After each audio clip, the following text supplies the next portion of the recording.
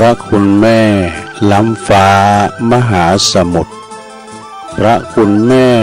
สูงสุดมหาศาลพระคุณแม่เลิศกว่าสุดทาทานใครจะปานแม่ฉันนั้นไม่มี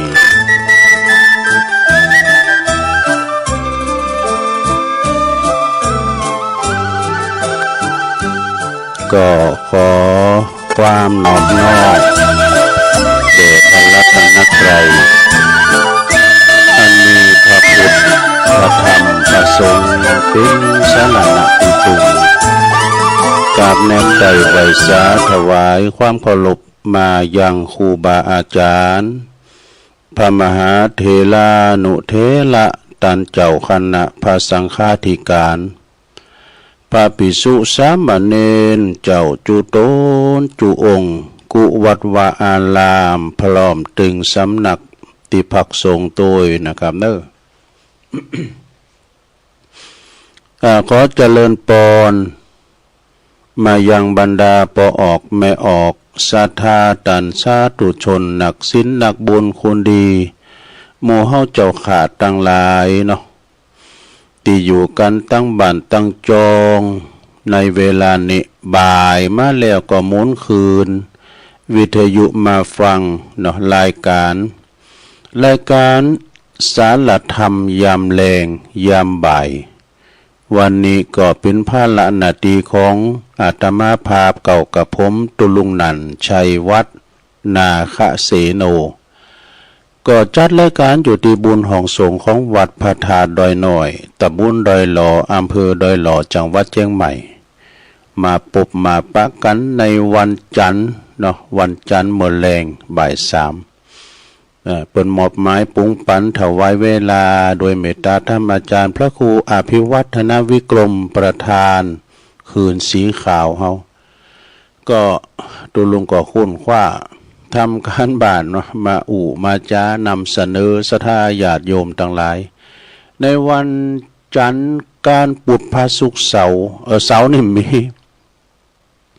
ก็ตึกวันจันทร์ถึงวันศุกร์เนาะศรัทธาก็ฟังกัน2 ชั่วโมงก็จะมีครูบาอาจารย์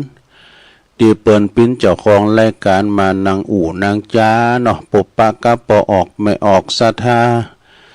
บางตุนบางองค์เปิ้นก็จะเทศน์นำเทศน์ธรรมมรดกธรรมพองบรรยายพองเข้าห้ำกำเคือนิทานชาดกเอกะนะ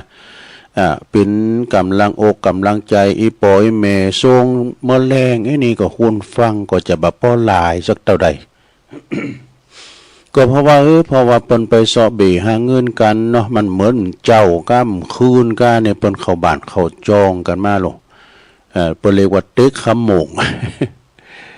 เปิ้นเต้นไปไหนว่าเปิดก็ฟังให้นะเนาะศรัทธากับเปิ้นสอบฟังนะขอมันโหมไผโหมมันสอบไผสอบมันนะลงเนอะกันเฮาโหมมาถึงฟังอย่าตุลุงฟังกูตูนกูองนะคืนธรรมะเก่า6ดอยสุดเตพองคืนของครูบาอินทรพองคืนวัดพระบาทตักผ้าพองฟังไปหมดสักเดือก็เก็บกรรมของเปิ้นนะเอามาเล่าสู่ต่อกันฟังศรัทธาเนาะครูบาอาจารย์เปิ้นเทศออกรายการเฮาฟังเบิ่มกายดูตุลุงก็สอบฟังเป็นผู้ฟังโดยดีแต่บ่เคยโทรหาเปิ้นเนาะโทรในหนามให้นำเคยสักตือเฮาดีอายเพิ่นฉะนั้นวันนี้ก็มาพบมาปะกันในรายการ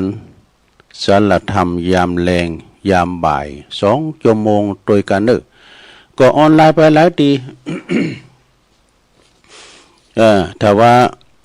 เราขอต้องฟังไลน์นะฟังแอปฟังไลน์อย่างก็ได้เนาะถ้าฟังสถานีวิทยุในเครือข่ายที่เปิ้นรับสัญญาณรายการธรรมะภาคภาษาย่องช่วงเวลาตั้งแต่ 15 ถึง 17 นาฬิกาหรือว่าบ่าย 3 ถึง 5 โมงแลงก็มีสถานีเนอะที่เปิดรับสัญญาณขอขอบคุณสถานีวิทยุคณะสงฆ์อำเภอฝางจะตั้งอยู่ที่วัดพระบาทอุดมนำบ่อสาวาเนอะ FM 100.25 เมกะเฮิรตซ์ ต่างเมืองฝางไม่อายใส่ปากกานี่ก็ฟังกันหลายเนาะข้ามห้วยข้ามดอยไปถึงปุ่นดอยลางบุนี่น่ะ แม่น้ำกกผมก็ฟังได้ขอบคุณเจ้าหน้าที่ดีเจที่เปิ้นลิงก์สัญญาณเกาะกล้องสัญญาณไปขอบคุณสถานีวิทยุคืนพระพุทธศาสนาการศึกษาและวัฒนธรรมของวัดไฟหินFM 104.50 เมกะเฮิรตซ์อันนี้นี่องค์ขลูกในเมืองนี่ฟังกันคลอกคลุมกันหมดไปแผ่วปุ่นข้ามห้วยข้ามดอยไปแผ่วหลายดอยนางแก้วหลายดอยคุณตาลขอบคุณเจ้าหน้าที่ดีเจขอบคุณสถานีวิทยุมนเสียงธรรมวัดบุพารามอำเภอแม่แจ่มบุญนะ FM 106.25 เมกะเฮิรตซ์อันนี้พี่น้องแม่แจ่มก็ฟังกันหลายแล้วก็ขอบคุณสถานีวิทยุวิทยาลัยสงฆ์นครลำปางมจรลำปางตั้งอยู่ที่วัดบุญญาวาสวิหาร FM 106.50 เมกะเฮิรตซ์พี่น้องลำปางก็ฟังกันหลงกันหลายฟังในรายการกุตุนกุองนะแต่ว่าเพิ่นก็มากันจะหลายแล้วพี่น้องบ้านแต่อำเภอแม่ทะนะแม่ทะลำปางก็มาที่ฟังเปิ้นเทศธรรมมหาจารย์ ฉะนั้นก็สถาญาโยมก็ฟังขอบคุณคืนสถานีคืนบุญต่างๆที่เปิ้นก็กล้องสัญญาณไปในรายการเวลาตอนบ่าย3 โมงเปิดปิ้นการหือศรัทธาคุณเฒ่าคุณแก่ฟังจุ่มอกจุ่มใจปิ้นกำลังอกกำลังใจอย่างตุลุงวานะเนาะถ้าเปิ้นหูมเปิ้นถึงฟังเหมือนกับเฮาไปวัดถ้ามีใจไปนะมันถึงไปมันว่าไก่ซอกไม่เต้ามามันก็ถึงมาถ้ามีใจถ้ามีใจอยู่หน้าวัดน่ะมันถึงบ่มาศรัทธาลากมันมามันก็ถึงมา มันมีจิตใจเนาะสารเนาะการเฮามีจิตมีใจหูไหมนะมันถึงไปมันถึงไหลหากันเนาะ อย่างคนเปิ้นโหมไก่ก็นี่ก็ไหลหานี่ไหลหาไก่นี่ โหมมาบ่อนหาไฟไปก่อนไหลหากันดูโหมกินเหล้ากินไหนก่อนไหลหากันนี่กะเป็นหมูมีขาบ่นี่ หุมไผหุมมันแต่ศรัทธาญาติโยมทั้งหลายมาพบมาปะกันในวันนี้ก็ตรงกับวันจันทร์ที่17แล้ววันนี้นะของเดือนมีนาคมพุทธศักราช2568มาแล้วศรัทธาเดือนมีนานี่เป็นเดือนที่3แล้วก็เนาะเมษาซ้ำเดือนหน้านี่มีกิจกรรมหลายปีใหม่เมืองกรรมสังกาปาเวณีต่างๆกินต้านงานปล่อยก่อนนักอยู่ศรัทธา มีหมากบวงหลงหลายอยู่การงานมีก็ช่วยกันไปศรัทธาอย่างตะว่านี่ตุลุงก็ไปรวมงานบุญกับเปิ้นตั้งธรรมหลงเตดมหาจารย์เวสสันดรจาดก13กันแบบทรงเครื่องนะโอ้ก็เหมือนอีเก้แต่เฮ้ยศรัทธาเปิ้นมีโต๊ะประกอบลูกมีโต๊ะประกอบปู่พามจูโจกนี่พอเขาเหมือนตุลุงว่าเขาว่า ขี้ปูมันหลามปู่พามจูโจกก็มานี่ว่าโต๊ะเด่นเนี่ยเขาไปถ่ายรูปแอปด้วยนะ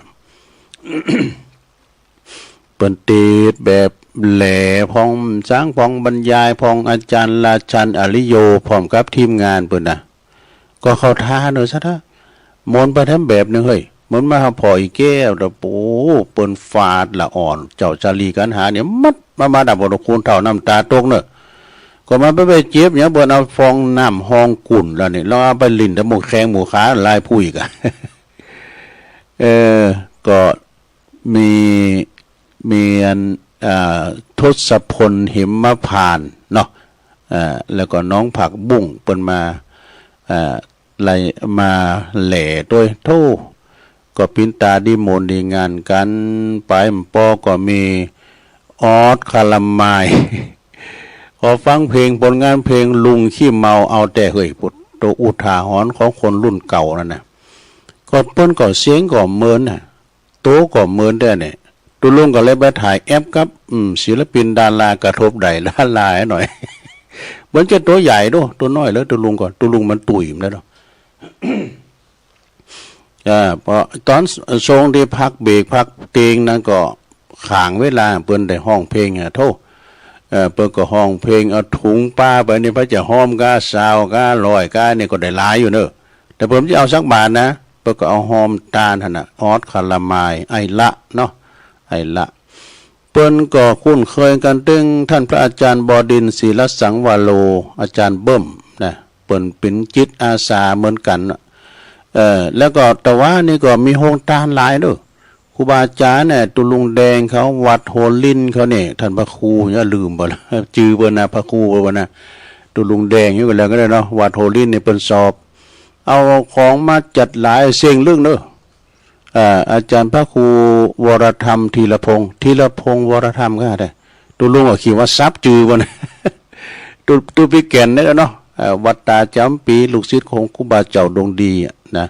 อันนี้กูงานเนี่ยเป็นสอบตาลโฮงตาลเฮ้ย แล้วก็อาจารย์เบิ้มนะ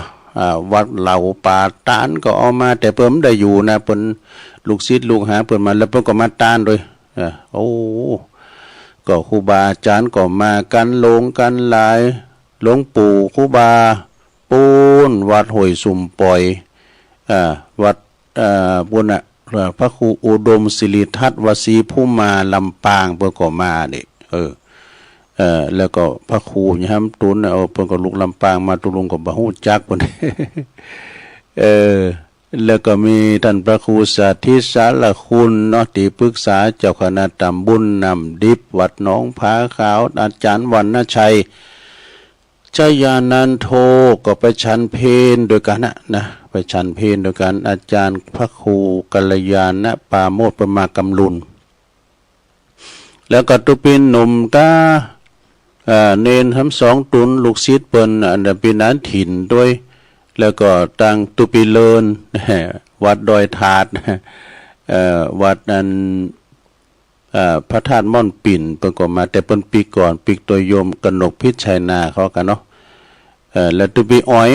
ก็เอาฝากไปเอาฝากแม่จิรพันธ์โมป้อเขาเนี่ยเอาฝาก แม่ซีดาก็บ่ได้ตุปิอ้อยนะเปิ้นอยู่พระธาตุม่อนจอมผอประดกมาคุณตีคุณตางกันเฮ้ย ก็พิตาที่โมนซะนะเนาะไปปะกันหุ่นก่อนนักก่อนหลายโฮงตาลมีรอยปลายกันนี่ตุลุงก็ได้กะซาลาเปาแล้ว ซาลาเปาได้สีแก่นเอาใส่หวานเลยนะก็ได้ใส่หวานมาก็ขอบคุณกับตังท่านนายอำเภอเนาะวัฒนาบุญธรรมช่วยเปิดมาเปิดงานสจ.นพดลเขานายกตนเขานะตุลุงก็บ่ใครฮู้จักเปิ้นเนาะแต่ว่าถามจื่อเปิ้นน่ะกำนันก็ชมรมกำนันพยาบาลเนาะมากันหลวงหลายตั้งคุณอาจารย์เลิศพันธ์สะพานบุญจากศรีพลอยประดับยนต์อันนี้นี่เป็นโต๊ะตั้งโต๊ะตีได้แต่เด้อเปิ้นเป็นผู้ประสานงานนะประชาสัมพันธ์ต่างๆก็อีน่ะก็ผ่านไปเนาะศรัทธาญาติโยมผ่านไปโดยดีคุณก่อนนักก่อนหลายอาจารย์พระครูสังวรศรีลาภิลักษ์อันนี้เปิ้นเป็นประธานจัดงานก็เจริญปอนขอบคุณมากุท่านกูคนที่เปิ้นฟังกันก็ตั้งบ้านก็ดีที่เปิ้นไปแอวไปพอไปชมกันไฮไลท์นี่ได้อยู่ที่ทศพลเหมพานกับลูกสาวก็เปิ้นก็ห้องเพลงมวนแต่ลูกเปิ้นก็ลูกใหม่ไกด์บ่ไกด์ตุ่นเด้อกะฟังเพลงเปิ้นเนาะเอาแล้วเนาะศรัทธาญาติโยมอันลำพาบดไปตั้งนอกหนักแล้วไปก็แห่ต่อไปตุลุงก็จะเอาธรรมมาวากันเด้อเอาธรรมมาวาลายชื่อลายนามที่เปิ้นหอมอินตาละเนตุลุงก็ดีวันพุกนี้ตอนเจ้าเนาะวันอังคารก็จะเข้ารายการอยู่น่ะได้รับมอบหมายจากอาจารย์พระครูอภิวัตรตี 3วันผูกกดจะเอามาอ่านเนาะเอามาอ่านเจ้าพาเปิ้นหูอันนี้น้อมนำเอาพระธรรมเทศนากตัญญูกตเวทิตาคุณเรียกว่าพระในบ้านอันนี้เมื่อลำได้เอาเนาะเอาไว้กำปิ้นธรรมบรรยายนะพระธรรมเทศนามีข้อคติ มีธรรมคติสอนอกสอนใจเตะใดทุกงานนะศรัทธาพระครูอุดมศรัทธาคุณเปิดนั้นแต่งแต้มไว้เกี่ยวกับคุณปอคุณแม่เนอศรัทธาญาโยมทั้งหลายคุณปอมี21โกถากคุณแม่มี12โกถากนะคุณปอคุณแม่มันมีนักนะศรัทธาญาโยมเอาได้ปิ้นโตปิ้นติ่นปิ้นเกี่ยวปิ้นคุ้นนี่ก็ย้อนปอย้อนแม่จะไปลืมปอลืมแม่กันเนาะแล้วไปอุณากันด้วยเอาตั้งนะโมกันเด้อตั้งนะโม3เจนนะโมตัสสะภะคะวะโตอะระหะโตสัมมาสัมพุทธัสสะนะโมตัสสะภะคะวะโตอะระหะโตสัมมาสัมพุทธัสสะนะโมตัสสะภะคะวะโตอะระหะโตสัมมาสัมพุทธัสสะพรหมาติมาตาปิตโลตินี่คาถาพุ่นหรอณโอกาสบัดนี้อาตมาภาพก็จักได้แสดงพระธรรมเทศนาเด้อเปิดประดับสติปัญญาเพิ่มพูนราศีบุญญาราศีตันจะภาพที่ได้ปากันไปอาราธนาประสงค์มาเตดเนาะมาเตดเปิดจี้เหตุจี้ผลในสารธรรมคำสอนในพระพุทธศาสนาคือแก่บรรดาลูกหลานพุทธาธิดาและก็พ่อแม่พี่น้องตันผูกมีเกียรติทั้งหลายที่ได้มาร่วมการร่วมงานทำบุญทักษิณาอุทิศกลปนาผลกับปอกับแม่อันนี้เป็นถ้ำเตียนตานหาพิตายเนาะสระอันที่ตันได้จากลูกจากหลานไปแล้วนี่วันนี้ก็ลูกหลังหลานอยู่เบื้องหลังได้มาโหนระลึกนึกถึงบุญคุณของผู้ที่มีบุญคุณมีพระคุณอันหาตีสุดหาตีปีบบ่ได้ก็คือพ่อแม่เนี่ยนะพ่อและแม่นี่แล้วศรัทธาญาติโยมทั้งหลายฉะนั้นจึงได้ทำบุญอุทิศแผ่กุศลนะบุญไปหาเปิดแสดงกตัญญูกตเวทิตาที่ตันได้เล่งดูอุปัฏฐากอุปถัมภ์มาตั้งแต่ตามสมควรแก่กาลเวลานี่พระคุณของปอของแม่หรือว่าพระพรหมของลูกนั่นนะมีมากมายมหาศาลดังกำโบราณบัณฑิตตันเปรียบเทียบไว้ว่าถึงแม้จะเอาโลกตึงโลกมาปิ้นปากกาเอาฝ้าตึงฝ้ามาปิ้นกระดาษเอาน้ำในมหาสมุทรมาปิ้นน้ำมึกหวาดก็ยังเขียนประกาศบุญคุณของปอของแม่บ่สุดบ่เสียงเด้อนี่และทำอย่างประวัติถึงแม้ว่าเฮาจะเอาปอใส่บาขวาแม่ใส่บาซ้ายแล้วก็ถ่ายอาจมอยู่หันนี้นะก็ยังตอบแทนบุญคุณได้ทั้งนี้ก็เพราะว่าท่านทั้งสองเนี่ยนะผู้ที่คือกำเนิดเกิดเข้ามาเกิดชีวิตแล้วก็ปัจจัยวิญญาณเป็นทั้งพอเป็นทั้งพรหมนะแล้วก็เป็นถึงพระพรหมดูแลรักษาทุกอิริยาบถมีความหักบริสุทธิ์พูดผ่องต่อลูกกุคุณบ่มีอคติลำเองบ่หวังสิ่งตอบแทนจัดว่าเป็นพระอรหันตาโดยแท้สมควรที่ลูกเคารพปูชาสัมมาคารวะเพราะเหตุเพราะหันความจริงเป็นอย่างนี้นะผู้หู้ผู้ฉลาดเป็นผู้ตีบันเนละคุณนะบัทอละพีจะมีความกตัญญูกตเวทีก็จะพยายามตอบแทนบุญคุณตามแต่กาลเวลาและโอกาสแล้วก็ยอมตีจะบ่เขี้ยวขาดแห่งกรรมดีนะบุคคลใดก็ตามเนาะ เกยอุปถัมภ์อุปถากดูแลพ่อแม่ยามเมื่อเจ็บไข้ได้พยาธิอุ้มลูกปุกนอนป้อนข้าวป้อนน้ำเจ็ดเนื้อเจ็ดโตผิวใช่ไหมเนาะถอกขี่ถอกเยี่ยวอะไรประมาณนั้นเนาะประมาณลูกคุณนั่นนี่บัดตกอัพเนอะจะไม่อยากจนจะจำเริญไปต่างหน้าเพราะว่าปาละมีธรรมตัวนั้นจะมาคุ้มครองตกน้ำบ่ไหลตกไฟบ่ใหม่นะจะมีความสุขความเจริญยังปินตียกย่องสรรเสริญแก่สาธุชนคนดีโทไปตามสมดังในยะบาลีติว่านิมิตตังสาธุลูปานังกตัญญูกตเวทิตานี่แปลความว่าความกตัญญูกตเวทีปิ้นเครื่องหมายปิ้นยี่ห้อของความเป็นคุณดีเด้อเป็นคุณดีนะถ้าจะถูกต้องตามเหตุตามผลแล้วการจะทดแทนบุญคุณพ่อแม่นั้นควรจะทำเสียยามหมดตันยังมีอินทรีย์ชีวิตอยู่นี่จะได้ปลื้มอกปลื้มใจสุขอกสุขใจทั้งตัวของตันเองแล้วก็ตัวของเฮาตัวนะจะได้เป็นยาชาโลมจิตชาโลมใจหือตันหือสดชื่นเบิกบานศรัทธาญาติโยมมีอายุมันยืนยาวนานต่อไปได้นะบางท่านบางคนเนี่ยโอ้ปอย่ำเสแม่ก็ย่ำตายโต้จองกันว่าแล้วบ่อายเก้าจะเอาไหนาปันไตนะ จะแย่งสมบัติกันแล้วอย่าพยายามได้แย่งได้ปันได้นะ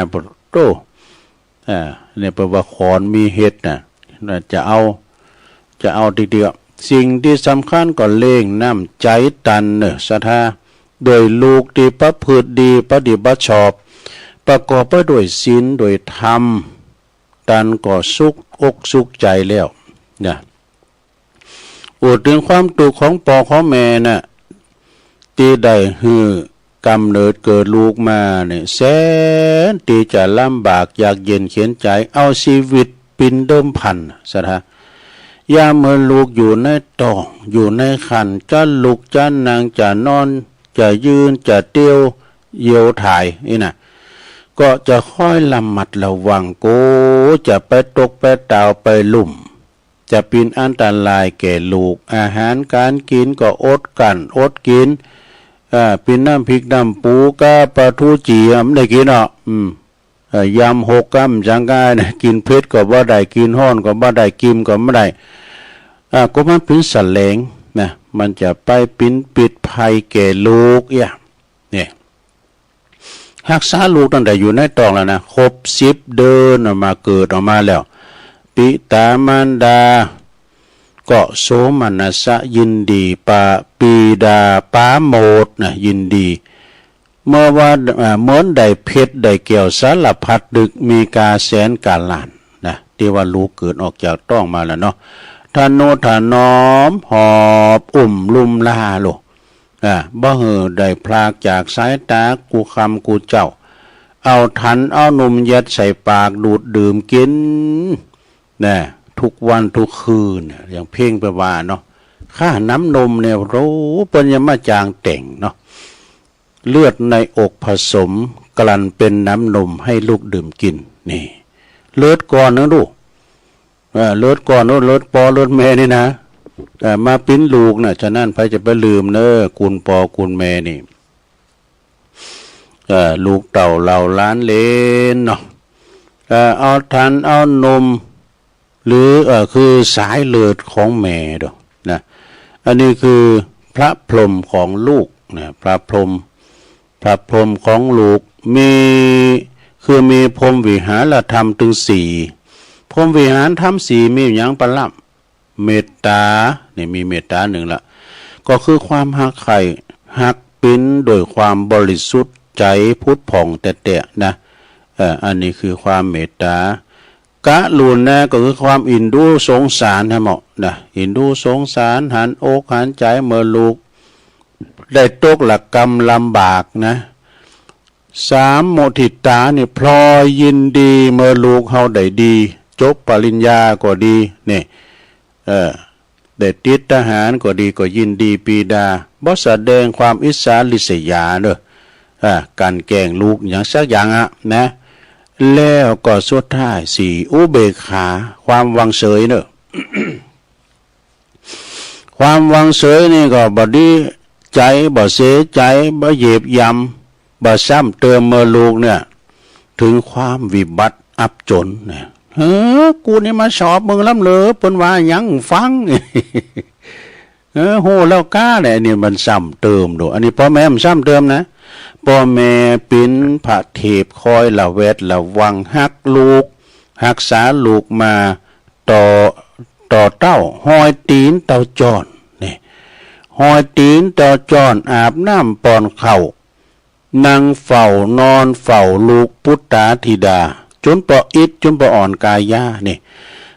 จักเกี่ยวจักสมาเนี่ยจักเกี่ยวจักขี่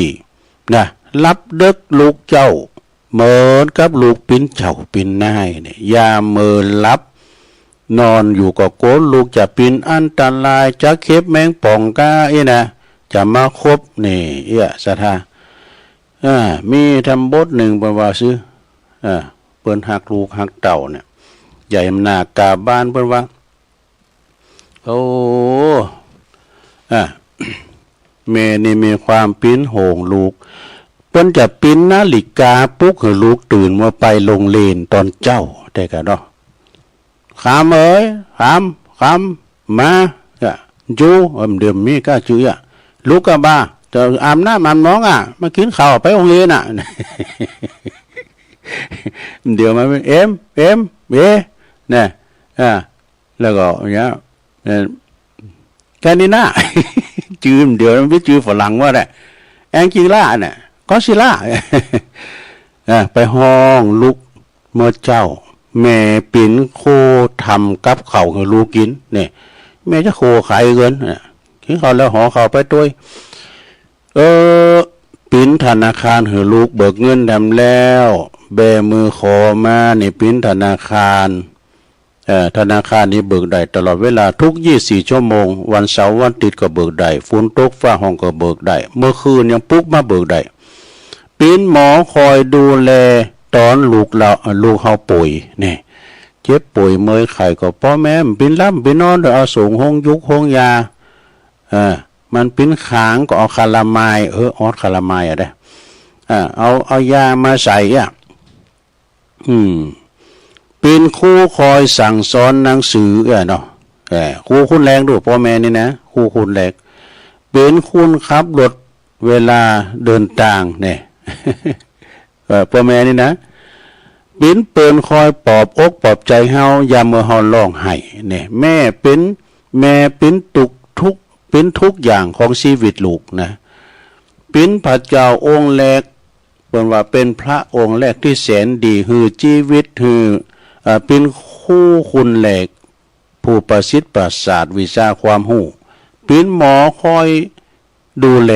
นี่ผู้ที่เป็นว่าเป็นหมอคุณแหลกผู้ถือช้อนคอยป้อนยานี่เรารวมคุณค่านี้ได้แก่แม่เราเนี่ยเป็นกรค่ะเนี่ยจะร้องพอกันนะพระองค์แรกผู้แสนดีให้ชีวิตเป็นครูคนแรกผู้ประสิทธิ์การศึกษาเนี่ยเป็นหมอคนแรกผู้ถือช้อนคอยป้อนยาได้กันรวมคุณค่าได้แก่นี้ได้แก่แม่ฉันเองปิ่นปิ่นแม่ปิ่นปอปิ่นแม่เอานี่เนี่ยสดาญาโยมเนาะไปตักบาตร100 วัดปันวัดบัดเต่าไปตักบาตรไปตักเอาจ้อนไปตักเข่าตักแกงใส่ปากปอปากแม่นะปุถวานะสดาเนาะไม่อาปากอ้ำอ้ำก้ำป้อนข้าวป้อนน้ำ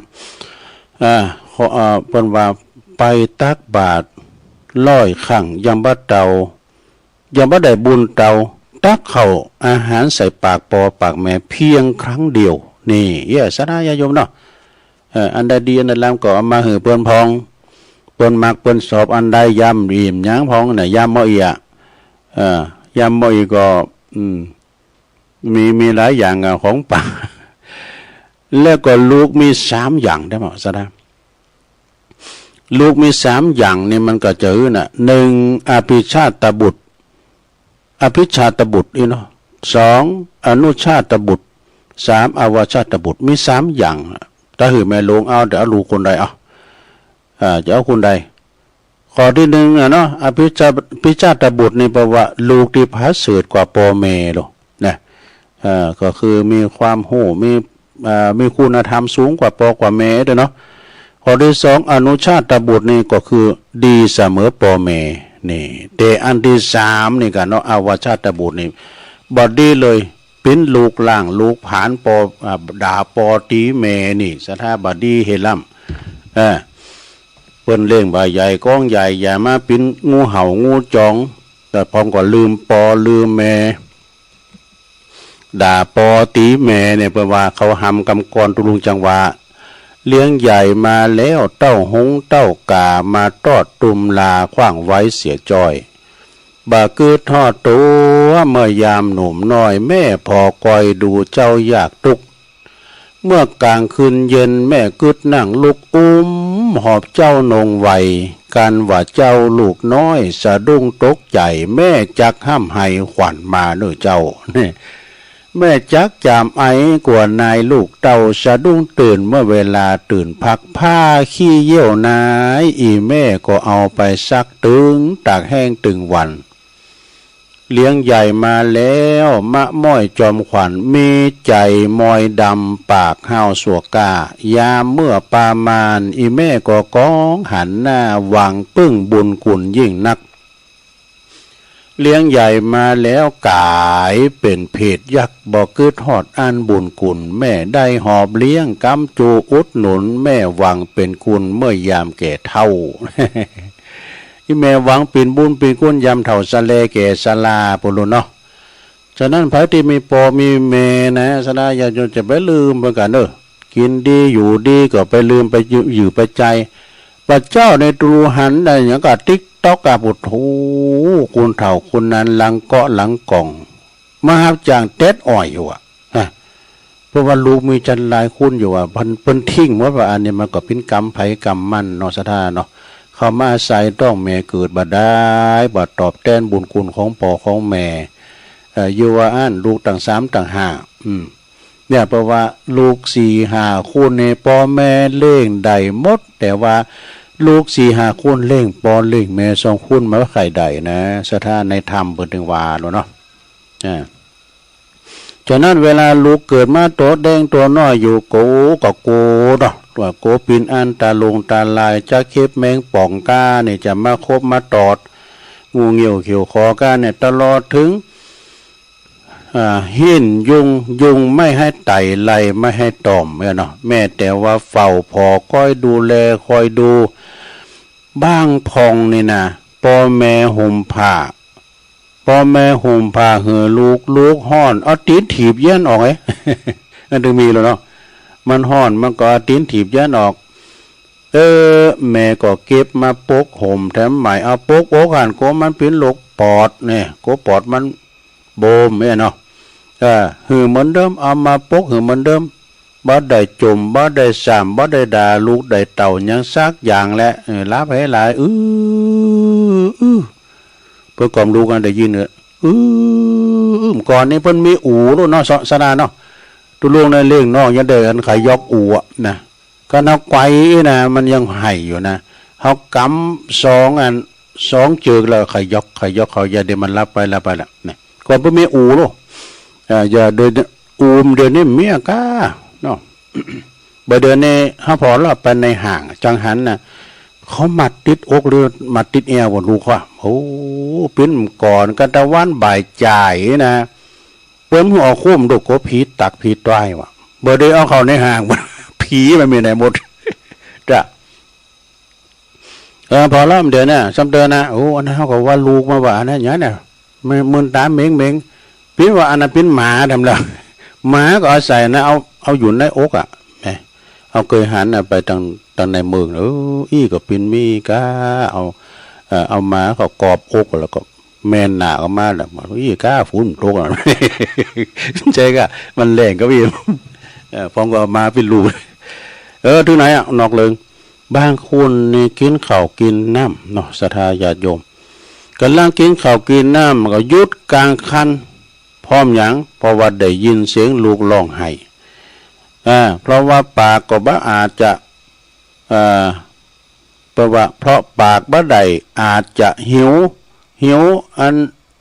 อยากกินนมกะอยากกินข้าวกะเนี่ยแม่ก็เกี่ยวข้าวแล้วก็เอากล้วยข้าวป้อนหยอดใส่ปากลูกน้อยเอานิ้วก้อยหยอดน้ำลงไปนะแล้วก็จุนใหญ่นากาบ้านจำเดินไวใหญ่นากาบ้านขึ้นมาเนี่ยสะดาเอ้ย ก่อนเนี่ยเกิดมาปุ๊บละอ่อนหายไปไกวเข่าดูมันพิภัยลูกมาเกิดบ้าเนี่ยพี่ตายคุณนั้นมาเกิดเดินทำเมียกาเกิดลูกก่อนนี่เปิ้นก็จะต้องไปอันขอครูบาอาจารย์ครูบาก็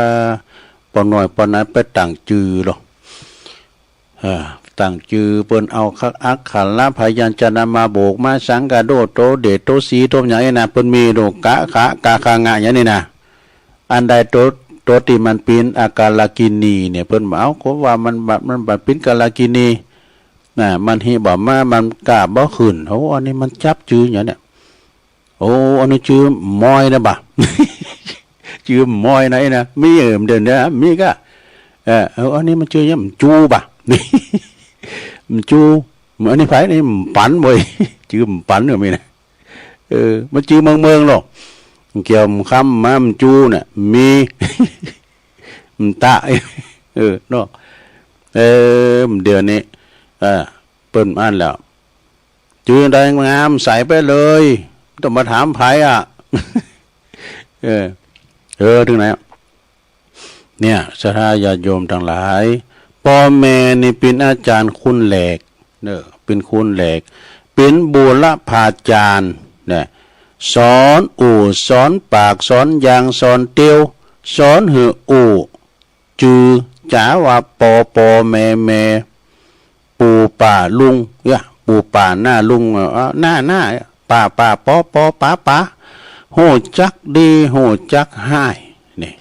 แต่ก่อนนี่มันเกิดมาแล้วมันประมแต่ยางแต่เตี้ยวเนี่ยเพิ่นจะเอาไม้เขาปักแล้วก็เพิ่นจะจ่อหูไม้โหกแล้วก็เอาแปลงอันที่แฮนมัน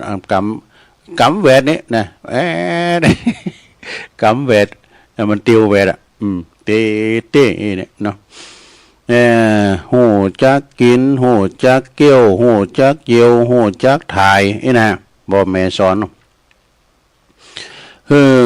เพราะว่าหูฟูเป็นภาษาคุณชัดเจนชัดถอยชัดคำมาแล้วก็ส่งเข้าไปโฮงห้ำโฮงเฮนฮัดอ่านฮัดเขียนกอไก่ขอไข่นะครูคนที่สองจนว่าจบปฐม5ปฐม6บุญมาวาสนาส่งก็ลูกก็ขยันมันเป็นเฮนดีถึงปริญญาก็มีนี่จนจบปริญญาเหมือนกันนะพ่อแม่ก็มุทิตายินดีปีดาเนาะบ่เสแห้งตีได้เล่งดูปูปาดเล่งดูแล้วก็บ่เสได้สับบ่เสได้เงินทองก็ได้ชื่อว่าได้ตอบแทนคุณงามความดีของพ่อของแม่เด้อที่ว่าได้จบปริญญานะลูกบางคนในบทไปเฮ็ดในเมืองไปพักหอก้านะพ่อแม่ก็สูงเงินไปเรื่อยๆแล้วก็กินแอวเนี่ยไปโรงเรียนนี่ครบหมู่ครบแว่นเนี่ยกะครูถามเธอขอยังมาโรงเรียนโอ้ก่อนพอผมเขาขึ้นลำไยผมก็ช่วยขึ้นลำไยไอ้ปอน มันไปจุคู่อันไปเก็บโมงไปหอมโมงว่าไป คนเพราะว่าความจริงนั้นปอเมนั่นนะเป็นพระแต่พระประจำบ้านพระประจำบ้านของทุกคนแต่คุณเฮานั้นบ่ฮู้เนี่ยบ่ฮู้บ่ได้ดูมักจะพากันไปกราบไปไหว้พระนอกบ้านเป็นไผนี่ก็ลงทุนลงแหงเสเบเสเงินเสทองไปก็มี แต่ลูกสมัยนี้ก็มีเป็นจำนวนบันหนักมีจำนวนบันน้อยกะบันหนักเนี้ยมีจำนวนหลายดอกบ่ค่อยกราบไหว้ครูซูมาคารวะพ่อแม่นะแล้วยิ้มไหว้พ่อไหว้แม่ดีอ้ายวะก่อนนี้มันอันตะคุณบ้านนอกบ้านนานะอย่างหลวงพ่อเปิ้นวาน่ะหลวงพ่อวัดห่างต่ำกันหน่อยเปิ้นไปโฮงเฮนนะครูไปก็สอนมารยาทเนาะไหวมาไปเวลามาไหวถ้าจะปีกบ้านเมื่อก็ไหวครูเนี่ยไปถึงบ้านถึงจ้องก็ไหวปอไหวแม่เนี่ยมันก็ไปไหวปอไหวแม่เนี่ยปอมันก็พูดเลยกูมึงมาไหวกูอยู่กูไม่ใช่ไปตู้ดูขึ้นบ่าอีกแล้วบอกมาไหวกูอยู่เนี่ยกูไม่ใช่ไปตู้อันนี้ครูบาเป็นมาเลยถึงไหนผู้เฒ่าผู้แก่เนาะครูบาอาจารย์ปิ้นลูกปิ้นลูกปิ้นหลานเนี่ยเหรอคุณแม่ว่าวันดีเนาะแปลว่าวันดีปีใหม่ก็บอกปะภาษาเก่าดำโหหือปองแม่เลยอีน่ะก็น่าว่าแสนสาหัสหมักหนักเด้อแสนสาหัสบุญคุณปอแม่นี่นักบวามากกว่าหินกว่าทรายวะอย่างตัวลุงวามเจ้าเนี่ยก็เขารายการตัวลุงจะเกิดน้ำคำกรนะซ้ำเก่าซ้ำใหม่จะเอากรอย่าเอากรปอแม่ก็พระคุณแม่ล้ำฟ้ามหาสมุทรนะพระคุณแม่สูงสุดมหาศาลพระคุณแม่เลิศกว่าสุทธาทานใครจะปานแม่ฉันนั้นไม่มีเนี่ยก็เลยเอาธรรมมาเตดเรื่องแม่เรื่องปอเรื่องแม่กันเวลามันเหลือหลายตัวลงจะเหล่าคำก้อนก้อนปอกก้อนแม่เนาะนักปราชญ์กล่าวเปรียบไว้ว่าเอาปอแม่เนี่ยไปแบกไว้บ่าบุญบ่าหือปอแม่ได้ถ่ายอาจมขี่เยียวถังลุงถังไปหันทั้งสองบ่านะทุกคืนทุกวันก็ยังบลดความหนี่บุญคุณของพ่อแม่ได้นี่พ่อแม่นี่พิจเจ้านี่รายใหญ่นะพิจเจ้านี่รายใหญ่กันมีเปิ้นเอาไปได้เกิดก็ไปข่มดังแล้วก็เอาเตายัดปากแล้วก็ไปมีพวกคุณแม่นี่ล้นฟ้ามหาสมุทรนะคุณแม่สูงสุดเป็นอักษรนี่เป็นคำกรนะมันก็ได้ก็คุณพ่อแม่ล้นฟ้ามหาสมุทรไม่สิ้นสุดพรรณนาเป็นอักษร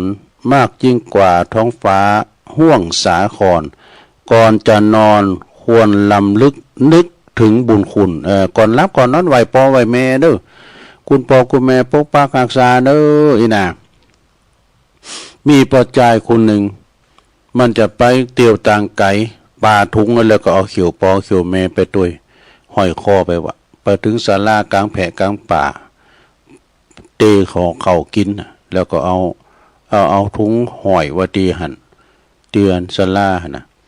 แล้วตื่นมาเฝ้าเตียวไปว่าโตเตียวไปจัดการลืมห่อเข่าแล้วคุณเตียวเฝ้าปิ๊กมาเนาะคุณเตียวโซนมาแล้วถามแบบว่าลุงหันห่อเข่าเขาเอาห่อยว่าที่ศาลาก็หันห่อยเนี่ยเว้ยหันคนเฒ่าพอใจก็มายิงเฝ้าก็งอขนาดตายว่าแล้วนะเนาะยังเป็นหงมาเฝ้าห่อเข่าลูกเลยนะพ่อแม่นะ พ่อแม่เป็นพระอรหันตาบ่กึดผูกอาฆาตพยาบาทแม่ว่าลูกจะทำผิดผาดพังผาดพ่อแม่ก็หึงอภัยยกโตดเนี่ยบ่โกรธเกลียดชังชิงชังใจอุเบกขาวางเฉยบ่เหือลูกใดเสียใจนี่แหละคือพระอรหันต์จะหาไผที่ไหนมาเปรียบเทียบได้ฉะนั้นจึงสมควรลูกดีๆจะต้องตอบแทนบุญคุณเด้อเมื่อวัดตันมีชีวิตอยู่นะก็ตันก็จะว่าเมื่อวัดตันมีชีวิตอยู่และก็ตันจากไปแล้วก็ตามในฐานะที่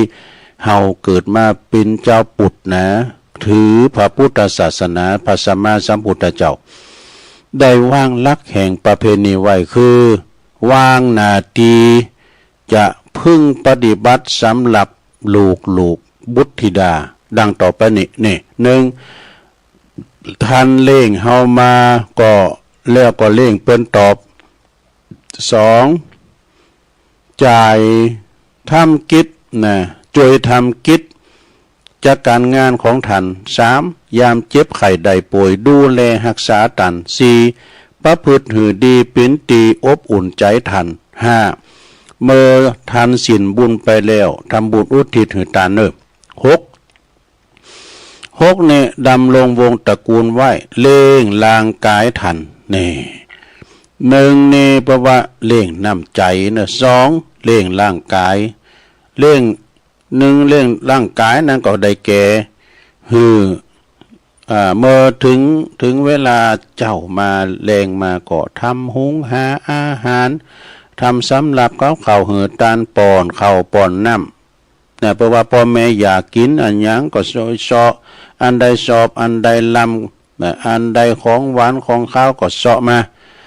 ตีปิ้นตีเปิ้นกินได้สะดวกนะเปิ้นกินเปิ้นมักคุณเฒ่ามันมักหยังน่ะตำเต้าพองกานี่ตำบะคือพองกาโขไข่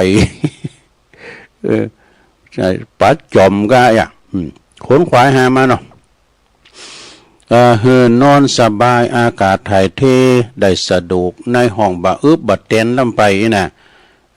บะทึบบะซกกะปกมีห้องถ่ายห้องนักห้องเบาห้องถ่ายนักถ่ายเบาพอจ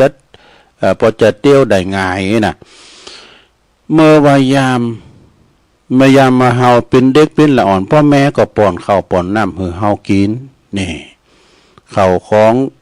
เพราะว่าของกินอันใดบ่ล้ำนี่เฮายังงอนอ่อนให้ดูซ้ำเตินล้ำไม่นาพ่อแม่ป้อนข้าวป้อนน้ำบ่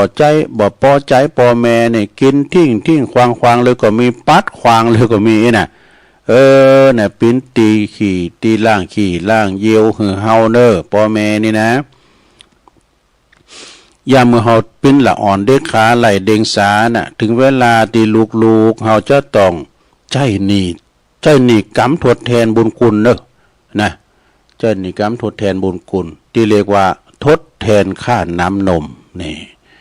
นะเจ้านี่ละใหญ่นะตันสาธุชนทั้งหลายนะเฮาเป็นคนที่บอกมันจะมนชัดนะเพื่อว่ามีความหูมีมันสมองมีความคิดที่เริ่มดูแต่หมูหมาเตอะนี่มันบอกว่าไผปิ้นปอปิ้นแม่มันแต่มันก็หูดูดกินนมเมื่อปอแม่มันอย่างน้อยมันก็อย่างน้อยเนาะปอแม่มันใหญ่แล้วใหม่ๆเนี่ยมันก็กินนมปอนมกินนมแม่มันใหญ่มาแล้วมันหูจักอันใดปิ้นปอปิ้นแม่แล้วนี่นะสำหรับคุณเฮานี่เหมือนสัตว์นะหูจักบุญคุณหูจักผู้บังเกิดเก่าพ่อแม่เนี่ยไปจะลืมปอลืมแม่ป่าบอกถ้าว่าบัปฏิบัติเอาใจใส่พระพุทธเจ้าตรัสว่า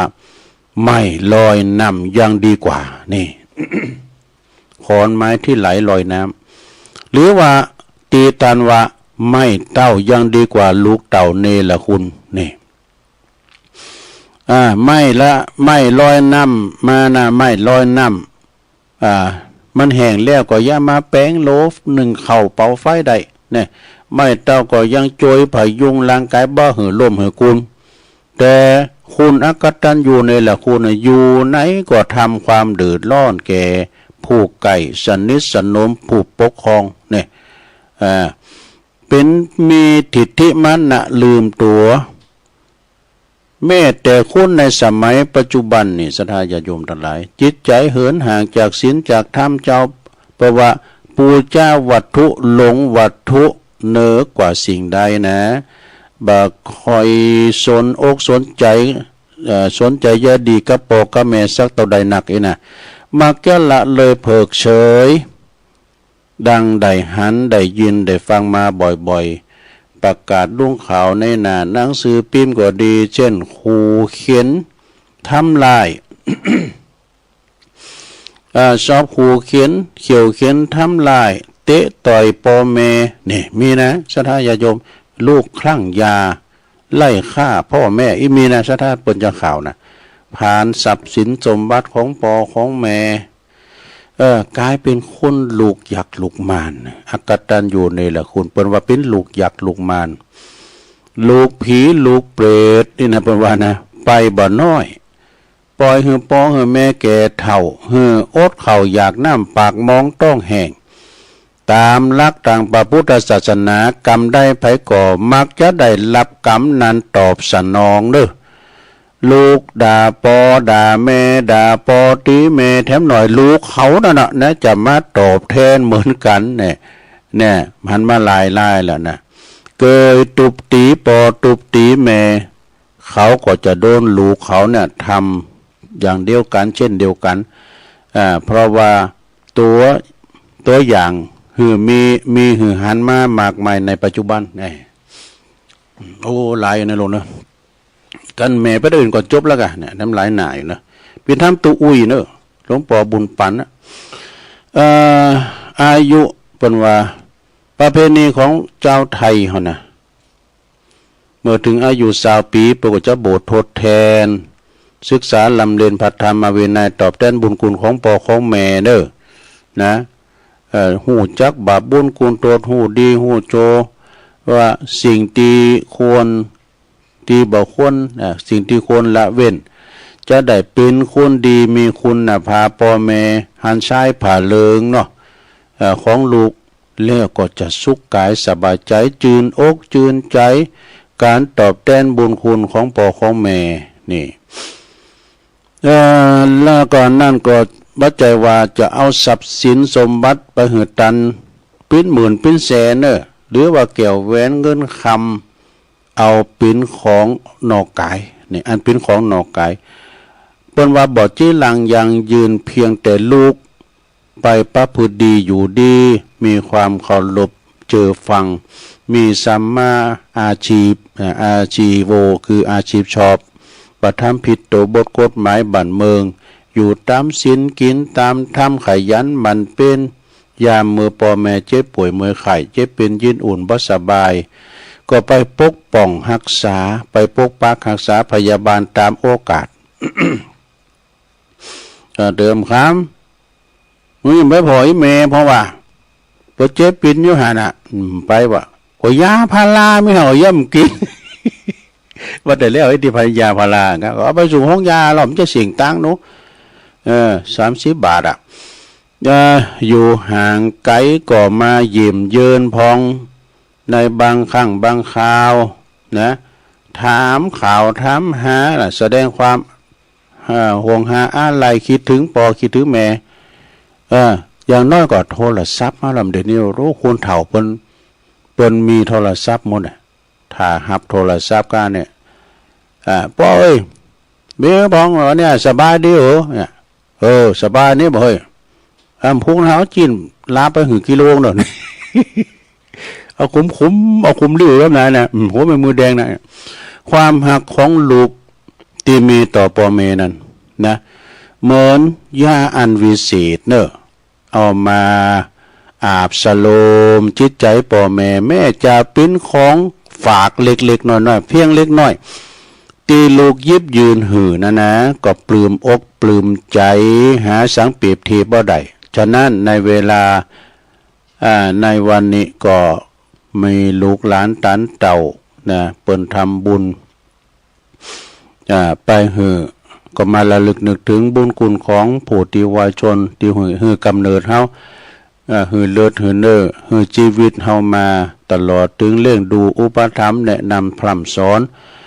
เมื่อว่าตันได้สิ้นบุญพัดพรากจากลูกไปแล้วก็ปินตีห่วงหาอะไรเปรียบเสมือนล่มโพล่มใสของลูกเนี่ยเมื่อตันมีชีวิตอยู่เพราะว่าจะหาตีไหนมาเปรียบเทียบตึงบ่ได้แล้วจะซื้อจะแลกจะเปลี่ยนเหมือนกับวัตถุสิ่งของก็บ่ได้นะพ่อแม่ของเฮาเนี่ยจะซื้อจะเปรียบจะเทียบก็ถึงบ่ได้ปีนั้นขาดแม่สิ่งเดียวนะแต่จะคลายความโศกเศร้าอะไรนะก็คือทำบุญอุทิศหาเนอะหาพ่อหาแม่นะ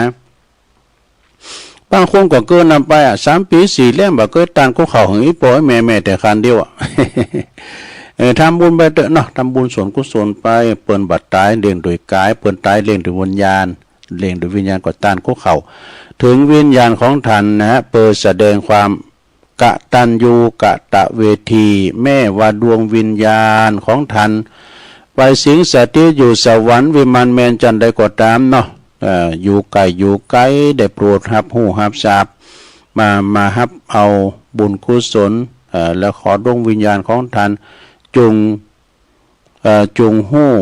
โดยวิธีจิตทั้งใดทั้งหนึ่งโปรดได้มาอนุโมทนาลมบุญกุศลและก็ขอให้ดวงวิญญาณของท่านไปสู่สุคติโลกสวรรค์ในสัมปริยภพอันเป็นสุขเกษมตามคติวิสัยทุกสิ่งทุกประการเทศนาปริโยสาเนตุลุงได้เทศนามาก็พอสมควรแก่กาลเวลาเนาะเอวังก็มีด้วยประกาศนีสาธุสาธุสาธุเป็นธรรมเรื่องกัตตัญญูนะพระในบ้านนะของหลวงปู่ตุอุ้ยเฮาเนอหลวงพ่อบุญปันปุญญธรรมโมอีนะเปิ้นได้มอบไม้ถวายไว้พวกเจ้าตุลุงก็จะสอมาแถมของปนนานปั้นแม่ฟองอินมาศจ้าตัวปีสมเพชรจ้าอีนะพวกเจ้าที่3จะมาเทศนาธรรมให้สัทธาได้ฟังแต่ก็เอามรดกธรรมสาธโวพองณโอกาสบัดนี้พองเอกะเนาะเอาปอนทำไว้ก่อนเด้อตึงลงตึงหลายเด้อเอาปอนทำปอทำแม่ก่อนนะ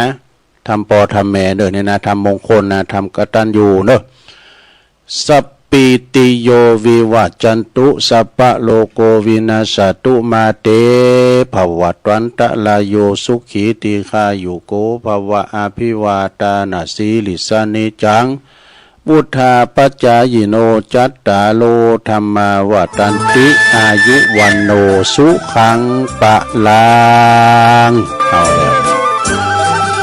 ตุลุงก็จะขอพักเบรกสักครู่นะลมนะยกใหญ่ไข่ตีนนางเลยตั้งนางบุญรับไปเนาะดีสิ่งดีสายจะได้มาอุกันต่อในชั่วโมงที่2กันต่อไปเจริญพร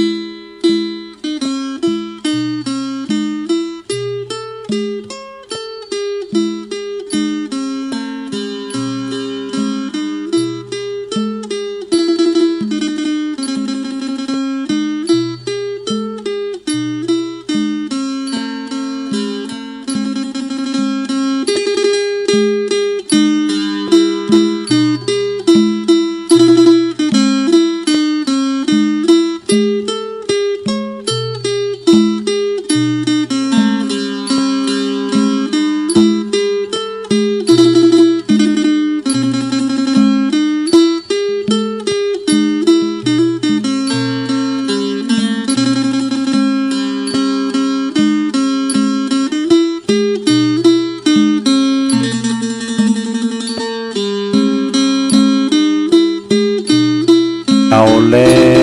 วศรัทธาญาติโยมทั้งหลายตุลุงก็ยกย้ายไข่ตียืดเส้นยืดสายพักเบรกแกกั้มไหมนะ แล้วก็มาจิบน้ำลงคออูกันต่อในชั่วโมงที่สองเนอะชั่วโมงที่สองนี่ก็จะอัลลัมพบทจะมาอูมาจาเกี่ยวกับรถไฟขบวนรถไฟแห่งชีวิตนะคติธรรมที่เคยว่าแล้วศรัทธาญาติโยมทั้งหลายก็มาฟังกันไปเนาะก็ขณะนี้ท่านทั้งหลายก็กำลังฟังรายการสารธรรมยามแลงยามบ่ายซึ่งดำเนินรายการโดยตุลุงยองมานางอู่นางจ๋าอยู่บนอาคารห้องส่งของวัดพระธาตุดอยน้อยตำบลดอยหล่ออำเภอดอยหล่อจังหวัดเชียงใหม่ภาคภาษายองอนุรักษ์วรรณกรรมยองเนทายองบะอู่แล้วไผจะมาอู่ เนาะเป็นการอนุรักษ์ภาษาด้วย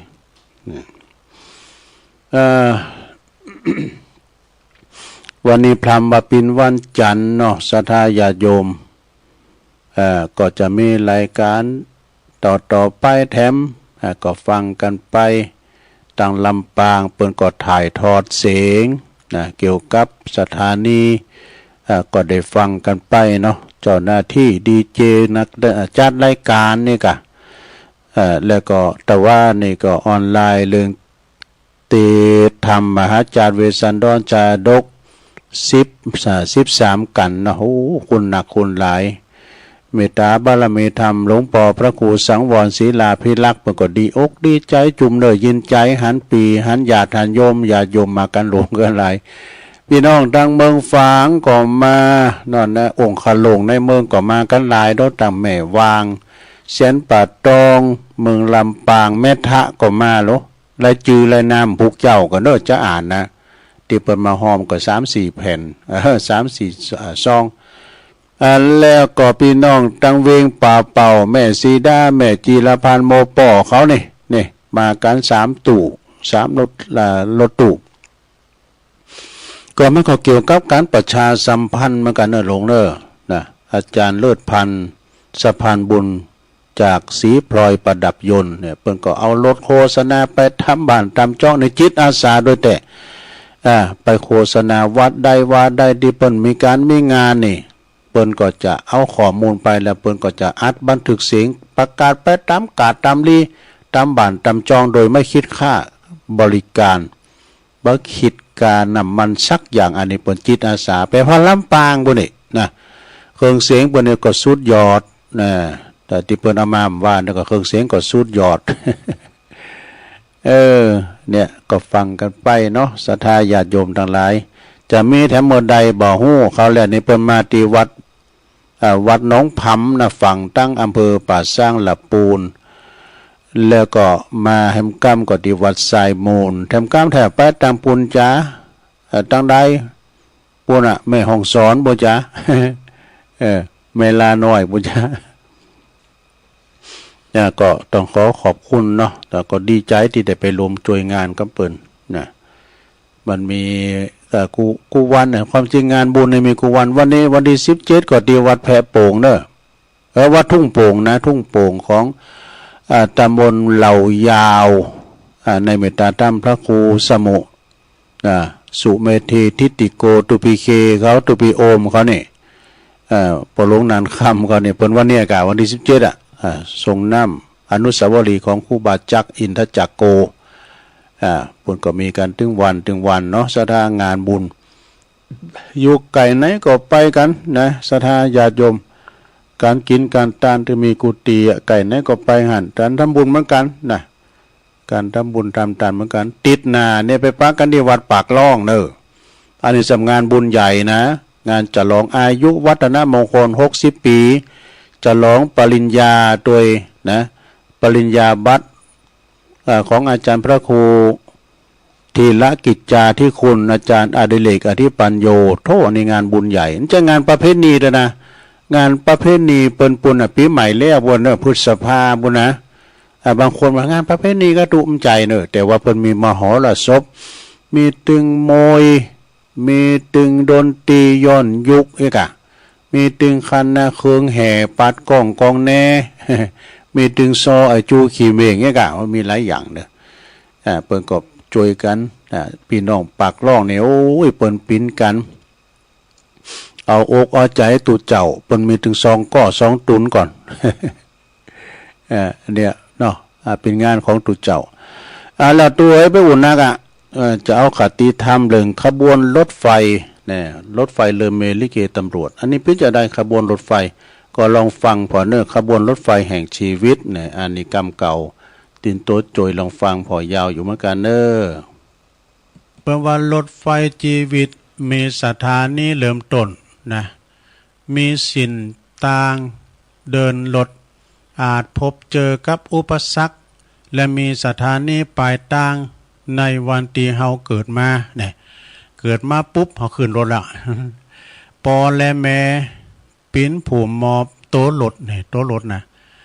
ปอกับแม่เนี่ยปิ้นผูมมอบที่โตรถของเฮาที่บ้านใดบอกสถานีว่าลูกเอ้ยไปลุงที่หันเด้อเอ็นได้บอกปลายทางให้แก่เฮาว่าเฮาจะไปลุงที่ไหนบ่จะไปสูงเฮาถึงไหน เฮาขึ้นรถแล้วเนาะขึ้นรถไฟปุ๊บเฮาคิดว่าปอกับแม่จะเดินทางรวมขบวนกับเฮาปอกับแม่เฮาเดินทางไปเปลี่ยนเปิ่นเฮาจนถึงไหนสุดท้ายเนาะสุดเส้นทางแต่ถ้าว่าปอกับแม่อาจจะลุ่งก่อนเฮา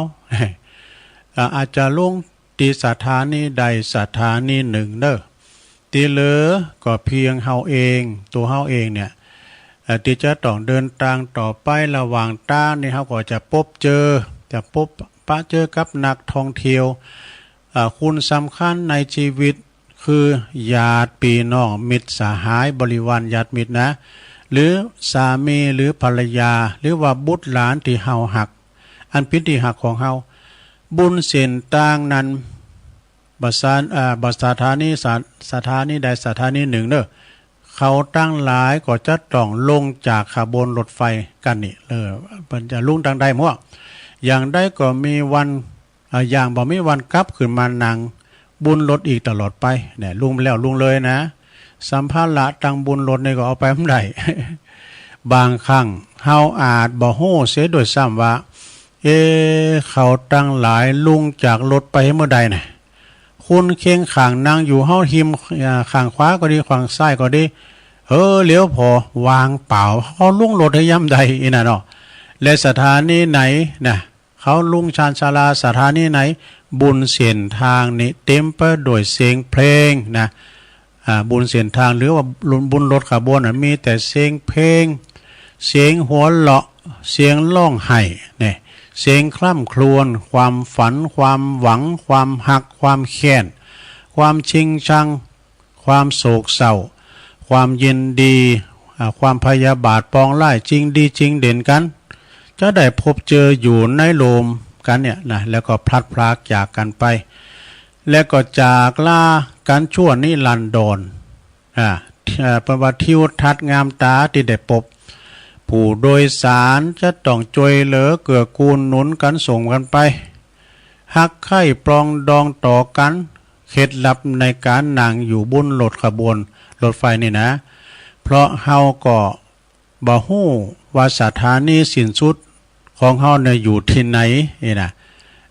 จะอยู่ตัดใดตั้งใดจ้าสถานีหน้านี่จ้านี่นะเนาะเฮาก็จึงต้องฮู้จักรับมือกับสถานีกับสถานการณ์ชีวิตนะอย่างใดก็อยู่กับปัจจุบันต้องฮู้จักปรับเปลี่ยนเนี่ยกาตีจะปล่อยวางต้องฮู้โอบอุ้มแล้วก็ฮู้อภัยผู้ล้มขบวนกันเพราะเมื่อถึงสถานีที่เฮาจะต้องลุงก็จะต้องเหลือความทรงจำดีๆไว้คือคุณตีนางอยู่ตั้งหลังบุญขบวนนั้นบุญขบวนรถไฟนั้นจดจำสืบต่อไปจบสระ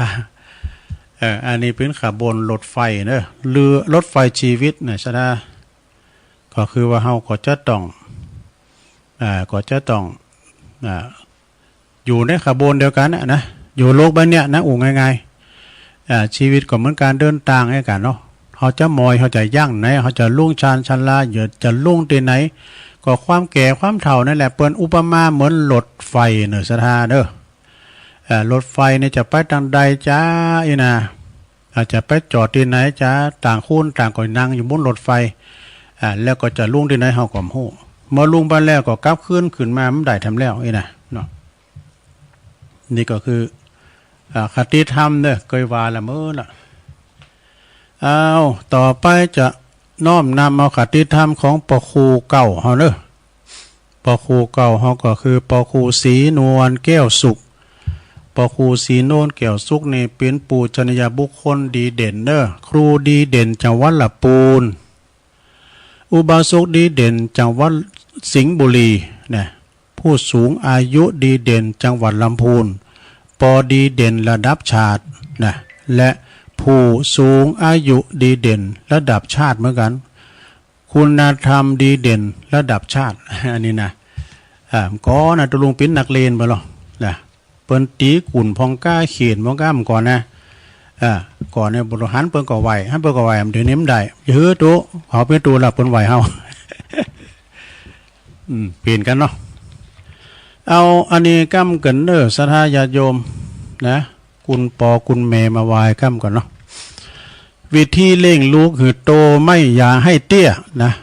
โตอย่าให้เตี้ยคติธรรมของปครูเฮามีอย่างได้พองลองฟังบ่เนี่ยพระพุทธเจ้าเพิ่นได้ตรัสไว้ว่าในปุตตสูตรนะลูกหรือบุตรมีอยู่3ประเภทนี่ลูกเขาเนี่ยมี3ประเภทโดยทรงยกเอาศีล5เบญจศีลมา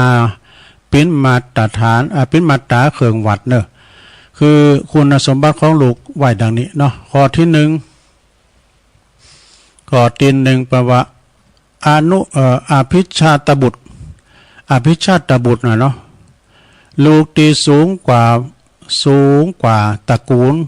สูงกว่าพ่อกว่าแม่นั่นจะสูงคือสูงคุณธรรมบ่นะคือว่าพ่อแม่เป็นคนที่บ่มีศีล5เนาะแต่ลูกเป็นผู้ที่ถือศีล5บริบูรณ์เนี่ยอันนี้อภิชาตบุตรต่อไป2อนุชาตบุตรลูกที่เสมอกับตระกูลคือพ่อแม่เฮานี่นะคือว่าพ่อแม่เป็นคนที่มีศีล5แล้วก็ลูกก็เป็นผู้ที่มีศีล5ด้วยกันเสมอกันด้วยอันนี้เสมอพ่อแม่แล้วก็3อวชาตบุตรอันนี้ลูกที่ต่ำกว่าตระกูลเด้อต่ำกว่าพ่อกว่าแม่คือว่าพ่อแม่นี่เป็นคนที่มีศีล5แต่ลูกนี่บ่ฮู้จักบาปบุญคุณตนหยังสักอย่างนะมีศีล5มีศีล8นะบุญบ่มีบาปบ่มีคุณพ่อคุณแม่มีบันว่าพุ่นโดอันนี้อวชาตบุตรเนาะในคติยสูตรพระพุทธเจ้าเพิ่นได้ตรัสไว้ว่าลูกคนใดเป็นลูกที่เจอฟังปอฟังแม่นะเคารพนับถือปู่จ้าคุณปอคุณแม่ลูกคนนั้นนะว่าเป็นลูกที่เลิศที่ประเสริฐกว่าลูกทั้งปวงในโลกนี้โนแต่กันเนาะพ่อแม่ส่วนมากเนี่ยบ่ใครสนใจคุณศีลคุณธรรมในตัวของลูกเท่าใดผลสุดท้าย พ่อแม่ก็ต้องพบกับความผิดหวังน้ำตาตกหัวอกศอกช้ำปิ้นโลเคตนะโลกประสาททั้งที่มีฐานะเงินคำเงินทองก็ไม่ล้นเหลือมีเลอล้นแต่ก็จอยยังบ่ได้ต้องงานกับพระพุทธภาษิตตรงกับพุทธภาษิตนะในนันทิยสูตรคาถาเนี่ยว่าคุณใดมีลูกยอมโศกเศร้าใจนะคุณใดมีลูกยอมโศกเศร้าเสียใจพอลูกนะมันมาตุกอกตุกใจกับลูกกับเต่าได้นะว่ายังก็บ่ซ้อนก็บ่เอากรรมนี่นะเนาะแล้วก็คุณใดที่มีโง่ก็ยอมจะตุกกับโง่เพราะว่าตุกกับโง่เพราะฉะนั้นวิธีแก้ไขเป็นมีวิธีแก้ไขนะหลวงนะวิธีแก้ไขวิธีแก้แล้วก็ทางแก้ไขกล่าวคือนี่นะเป็นว่านะข้อที่1สอนคือ ต้องสอนหรือว่าอบรมเรื่องความกตัญญูกตเวทีหนักๆเด้อเรื่องนี้เป็นพื้นฐานของคุณดีนะกวนปลูกฝังก่อนสิ่งตีสิ่งอื่นได้หมดนะคือความกตัญญูสองควรสอนคุณธรรมความขยันความประหยัดความซื่อสัตย์อดทนความอดออมความเสียสละมีระเบียบวินัยอย่างอี้เป็นต้นนี่ข้อที่สองเลยนะต่อไปข้อที่สามนะหลวงนะข้อที่สามแปลว่าควรเร่งลูกโดยเหตุผลอย่าใจอารมณ์ตามใจในสิ่งที่ถูกคัดใจในสิ่งที่ผิดนี่นะยกย่องเมื่อเขาทำดีตำหนิตักเตือนแล้วก็ลุงโตดเมื่อเขาทำผิดต้องมีกฎกติกาเนาะแล้วก็ข้อที่สี่พยายามเลี้ยงลูกให้โตอย่าพยายามเลี้ยงลูกให้เตี้ยเพราะเฮาบ่อาจตามไปเลี้ยงเขาได้จนตลอดชีวิตนี่ห้าสอนให้เขาหัดเป็นคนรับผิดชอบตัวเองหน้าที่การงานการบ้านการเงินแล้วก็ครอบครัวอย่างนี้เป็นต้นเนาะข้อที่หกควรหักลูกโดยพรหมวิหารธรรมสี่ประการเนี่ยและอย่าลำเอียงอคติในการหักลูกเป็นเด็ดขาดหักอีหล่านะบ่ายเก้าเอาไหนโอ้ยนะ อันนี้อคตินะข้อที่เจ็ดสุดท้ายลงนะกวนปาลูกเนี่ยไปทำบุญทำกุศลตีวัดตีวาอย่างเปิ้นเข่าวาซาก้าเปิ้นตานเตีนก้าไอ้น่ะเอาไปหลอกเปิดหูเปิดตาเนี่ยไปได้มาดึงโอ้มันจะหู้จักบาปบุญคุณโตดไปอบรมกาไปฟังเทศหือตานการติวัดหักษาศีลเจริญจิตตภาวนาไหวพระสวดมนต์แผ่เมตตานะติวัดติว่าแล้วก็กราบระลึกถึงกุศลผู้ที่มีพระคุณต่างหลายดังนี้เป็นต้นนะอันนี้ก็คือเป็นคติธรรมของปอครูซีโนนเกี่ยวสุกเนอะนะเปิ้นได้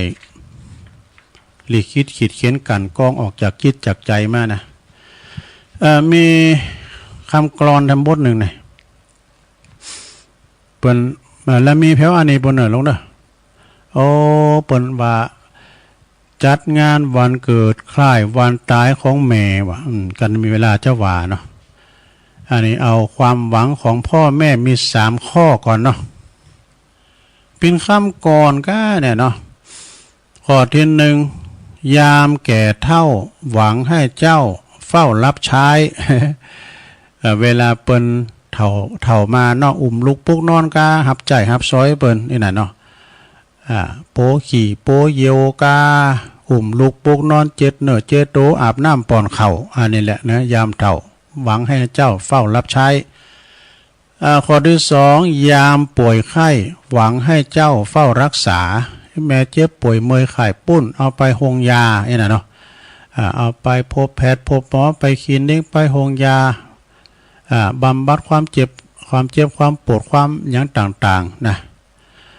นี่ก็คือข้อที่สองข้อที่สามเนาะเมื่อถึงยามต้องตายวายชีวาหวังให้ลูกช่วยปิดตา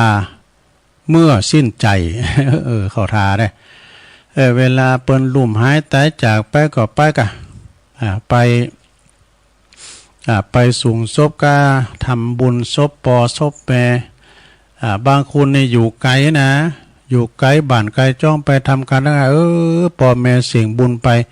มาเต้นสกรรมหันจิตนั้นใจพ่อแม่ได้ไปส่งปอส่งแม่ไปถึงปุญสกรรมไปถึงปัจจาสกรรมไหมนะบางคนเนี่ยพ่อแม่ลุ่มหายตายจากไปโอ้เปิ้นโบดจูงกันเนาะโบดจูงพ่อแม่เขาไปเฮาปัจจากันนะอันนี้ก็เป็นกรรมปอกรรมแม่เนอะคำสอนของปอของแม่กันสดาญาโยมทั้งหลายจบลงไปอันนี้มันเหมือนเจ้าได้ดีอายมันก็ว่าได้งานวันเกิดยิ่งใหญ่ใครคนนั้นนั้นมันจัดงานก็บอกโอ้หันเปิ่นเตียวกองของเอิ้นใส่มากินหอมมากินป อมันเล็บไปเล็บมาก็เอาหือก็เป็นน้ำแล้วเนี่ยปอมันขยากสักน้อยกันเนาะไปเกิดรับมาใกล้อันนี้อะไรเจ้าบัวนะเนี่ยปวดนะที่ก็ปอมันก็สำคัญเนาะแล้วก็คือมันกินได้ก่อนแล้วนี่ยังมือมันกินได้หน่อยนึงบาได้โตคนเท่านี่กินแล้วมันเหมือนเปิ้ลก็โตอย่างเหมือนเปิ้ลเนาะเอาให้หน่อยเนาะลงเนาะ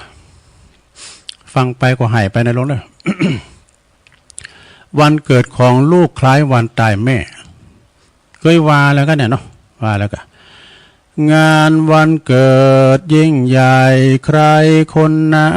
นฉลองกันในกลุ่มผู้ลุ่มหลง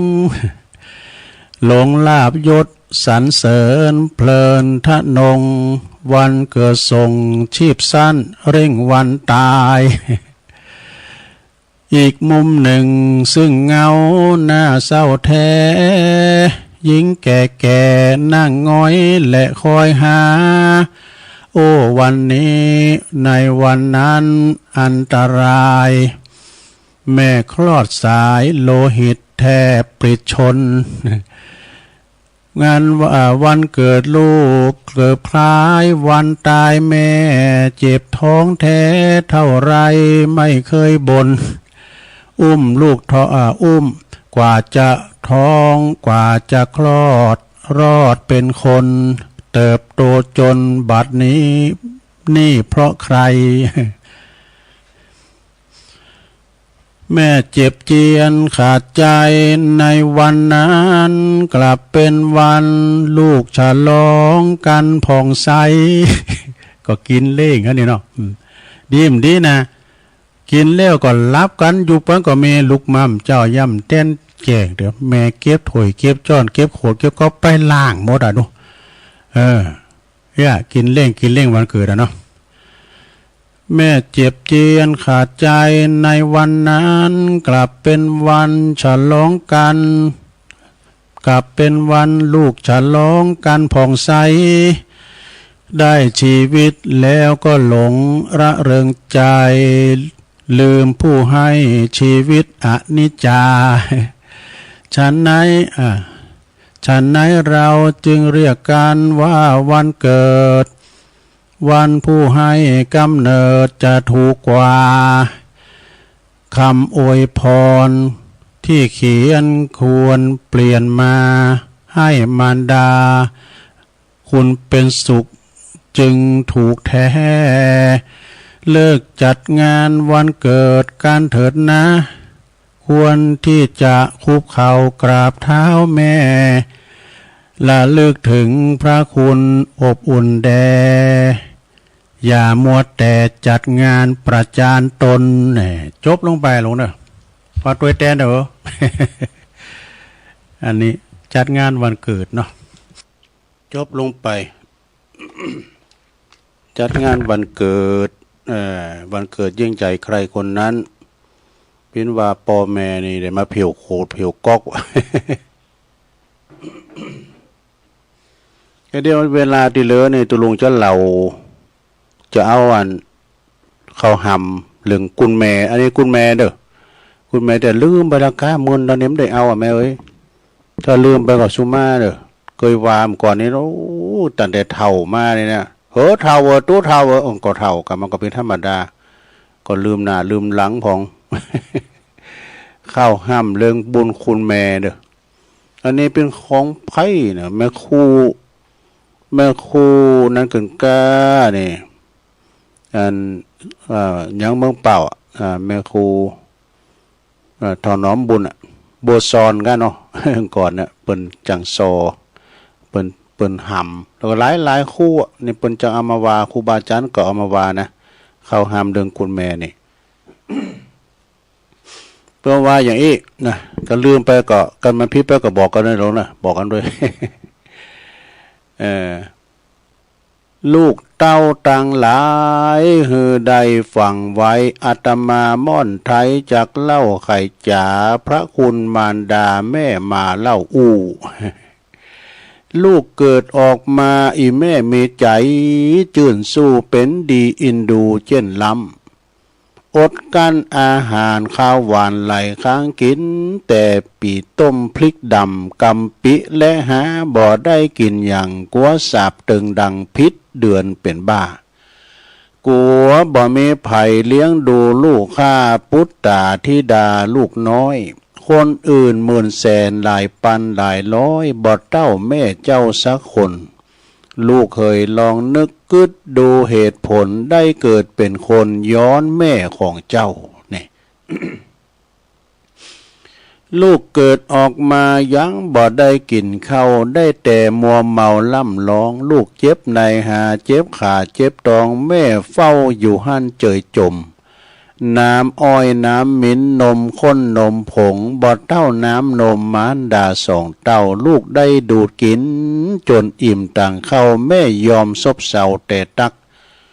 แม่สู้พ่ายผอมถ้าหน่อมความฮักอัวฟักอยู่หั่นจำเจเลี้ยงดูลูกน้อยบ่ได้หันเหอุ้มจอมในเปหลับเตอะลูกลาลูกม้อยลับไปอีแม่ก็ล้นไปซักผ้าอิดหิวลอยลาฟั่งฟ้าวฝนตกสุยผ้าอ้อมหมอกยาวดังไฟตากแห้งห่มขวัญลูกตื่นแถมแล้วกลัวลูกจะกวนอุ้มสีลำดวนอาบน้ำป้อนเข่า บ้าใจบ่ให้บ่ดีนะเลี้ยงลูกเลี้ยงเต่าไอ้นะสะทามก่อนเปิ้นนอนดุ่งมาดอกดุ่งฟัดเข่าน่ะเกิดมาปุ๊บนี่น่ะไปไกวเข่าก็ไปนอนอู่ก็ไปนอนแข็งก่อนเนาะไปนอนไหนแข็งแม่ก่อนนะแม่ก็ป้อนเข่าป้อนน้ำนะเอาเข่าปั่นกล้วยหน่วยนะบีบก็ใจเนี่ย เลี้ยงลูกก่อนเนี่ยมันจะห้ามดีแล้วเนาะเราอย่างวามเดี๋ยวนี้เขามาติดเนี่ยไปเอาในร้านมาติดต้องกัน มันมีมันนั้นเอาแข็งห่อยมาให้น่ะแล้วมันปลอดภัยนะมันตกอ่ะแล้วก็ลูกมันก็พอไปอันนี้ไปแอวในห่างในร้าน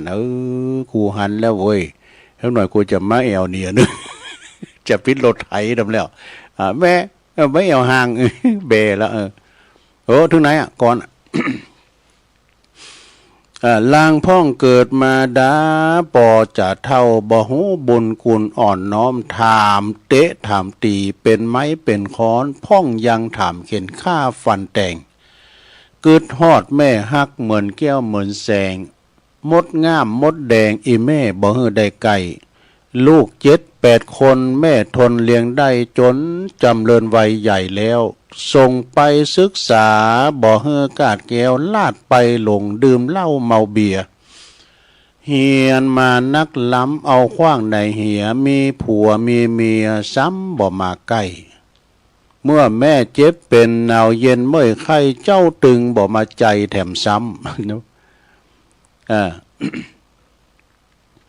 ที่สมบัติลักฐานให้นาป่าตางลูกยังหวังได้คนเดียวน้ำตาแม่ตกอกแม่เป็นเปียวที่แม่คนเดียวลูกเลี้ยงบ่ได้ดูอีแม่ก็กึดไปกึดมามันเป็นดีไข่ให้มันเป็นกรรมอันใดเช่นล้ำที่ลูกทุกข์จนแม่ก็ยังทนช่วยกรรมแม่มีแต่ฮื้ออภัยความฮักอย่างนี้จักมีที่ไหนจักมีไผ่คนใดมาเหมือนแม่เจ้าลูกหลานฟังเนอจำเนอลูกเต้าแม่ของเฮาก็คือแม่พระความกตัญญูขอจะไปละอันนั้นมันเป็นล่มแก้วโพใสแม่เจ้าตายไปแล้วเจ้าจักไปปึ้งไผ่สุดประเทศไทยปึ้งไผ่บ่ได้นี่ เปิ้นว่ากำผ้าปอยังแขวนกำผ้าแม่นี่ปรตีนแขวนตอนหล่อนประวานะ เนี่ยเล่าพ่อแม่ตายไปซ้อห่อข่าวลอยห่อปั้นห่อไปซ้อหาตึงเหมือนปอเหมือนแม่สักคนนะลูกหลานจะฟังเนอจำเนอลูกเต้าแม่ของเฮาก็คือแม่พระความกตัญญูขอจะไปละอันนั้นมันเป็นร่มแก้วโพใสแม่เจ้าตายไปแล้วเจ้าจักไปเพิ่งไผ่สุดแต่สุดประเทศไทยเพิ่งไผ่บ่ได้ปิตามารดากวนสากวนไว้นึกกึดบุญคุณตั้นไว้ทรัพย์สินเงินทองของกินของใจเป็นของแม่เจ้าตึงมวล พระคุณแม่นั้นยิ่งใหญ่กำส่วนลูกเคยบอกควรลืมคุณแม่เจ้าลืมคุณพ่อเจ้าเน้อจบสดาญาโยม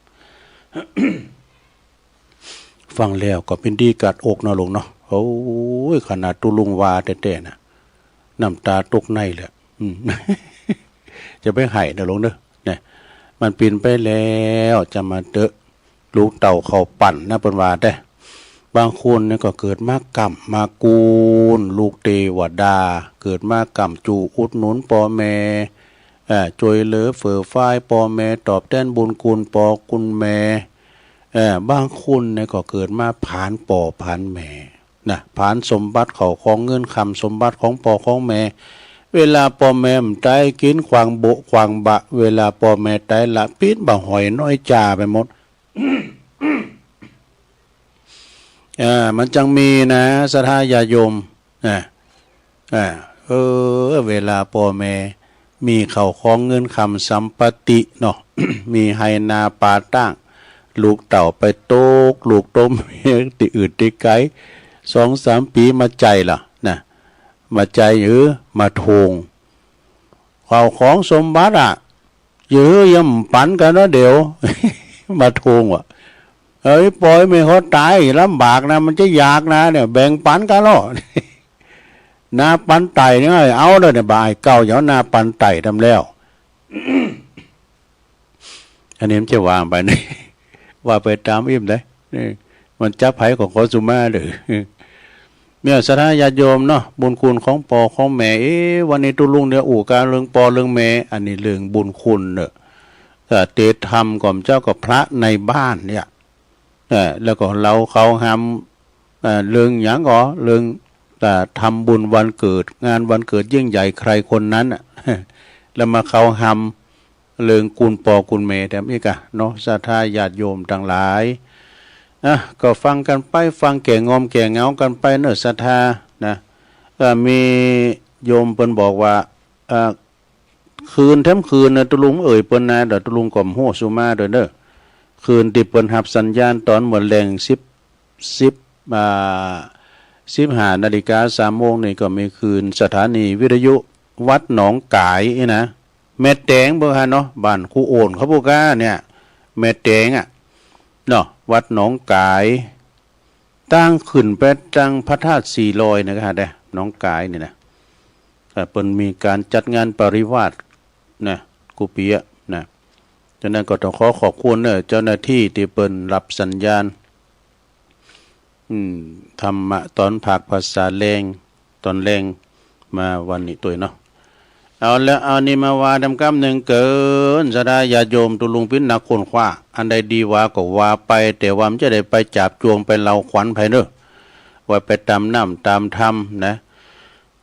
อยากจะโจกดีบ่ใจว่าไปหาวิธีรอต้องจ้างโอ้ยตุลุงก็รอดหลายเตือรอดต้องจ้างนะไปรอดที่ไหนตุจ้างที่บนปั่นไหวปูนวัดสันติวัดดุงสันเนี่ยวัดสันติวนาราม ติตุปีเกี่ยวครับว่าไปรอดหลายเตือก็มีการมีงานนี่นะแล้วก็แต่อยากโจกดีเริ่มการตีการทำการมีสติปัญญาในการดำเนินชีวิตประจำวันขอเพียงมีปัญญาโจกดีมีปัญญาโจกดีก่อนไหลเข้ามาบ่ขาดสายเนอะความโจกดีจะไหลเข้ามาบ่ขาดสายแต่ถ้าไล่ปัญญาโจกไหลก็จะไหลเข้ามาเหมือนเช่นหาฝนดู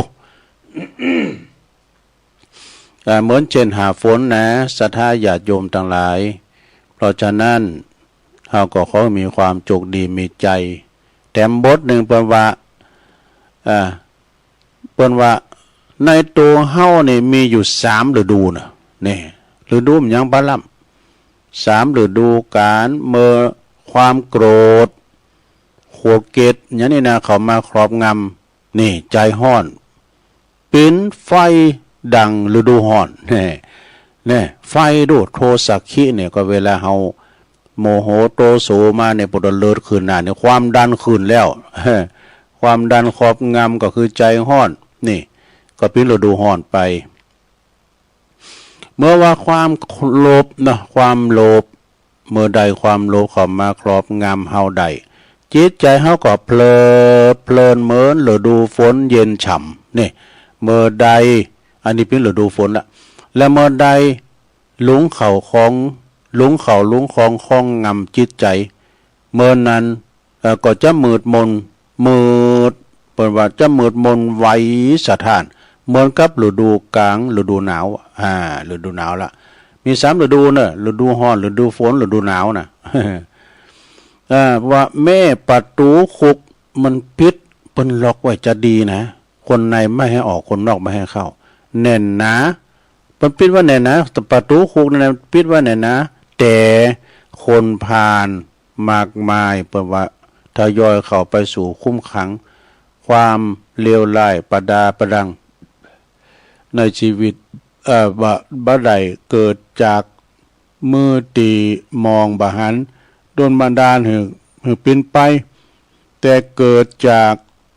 ความตัวเฮาตัวเฮาเข้าไปแสหาโดยความ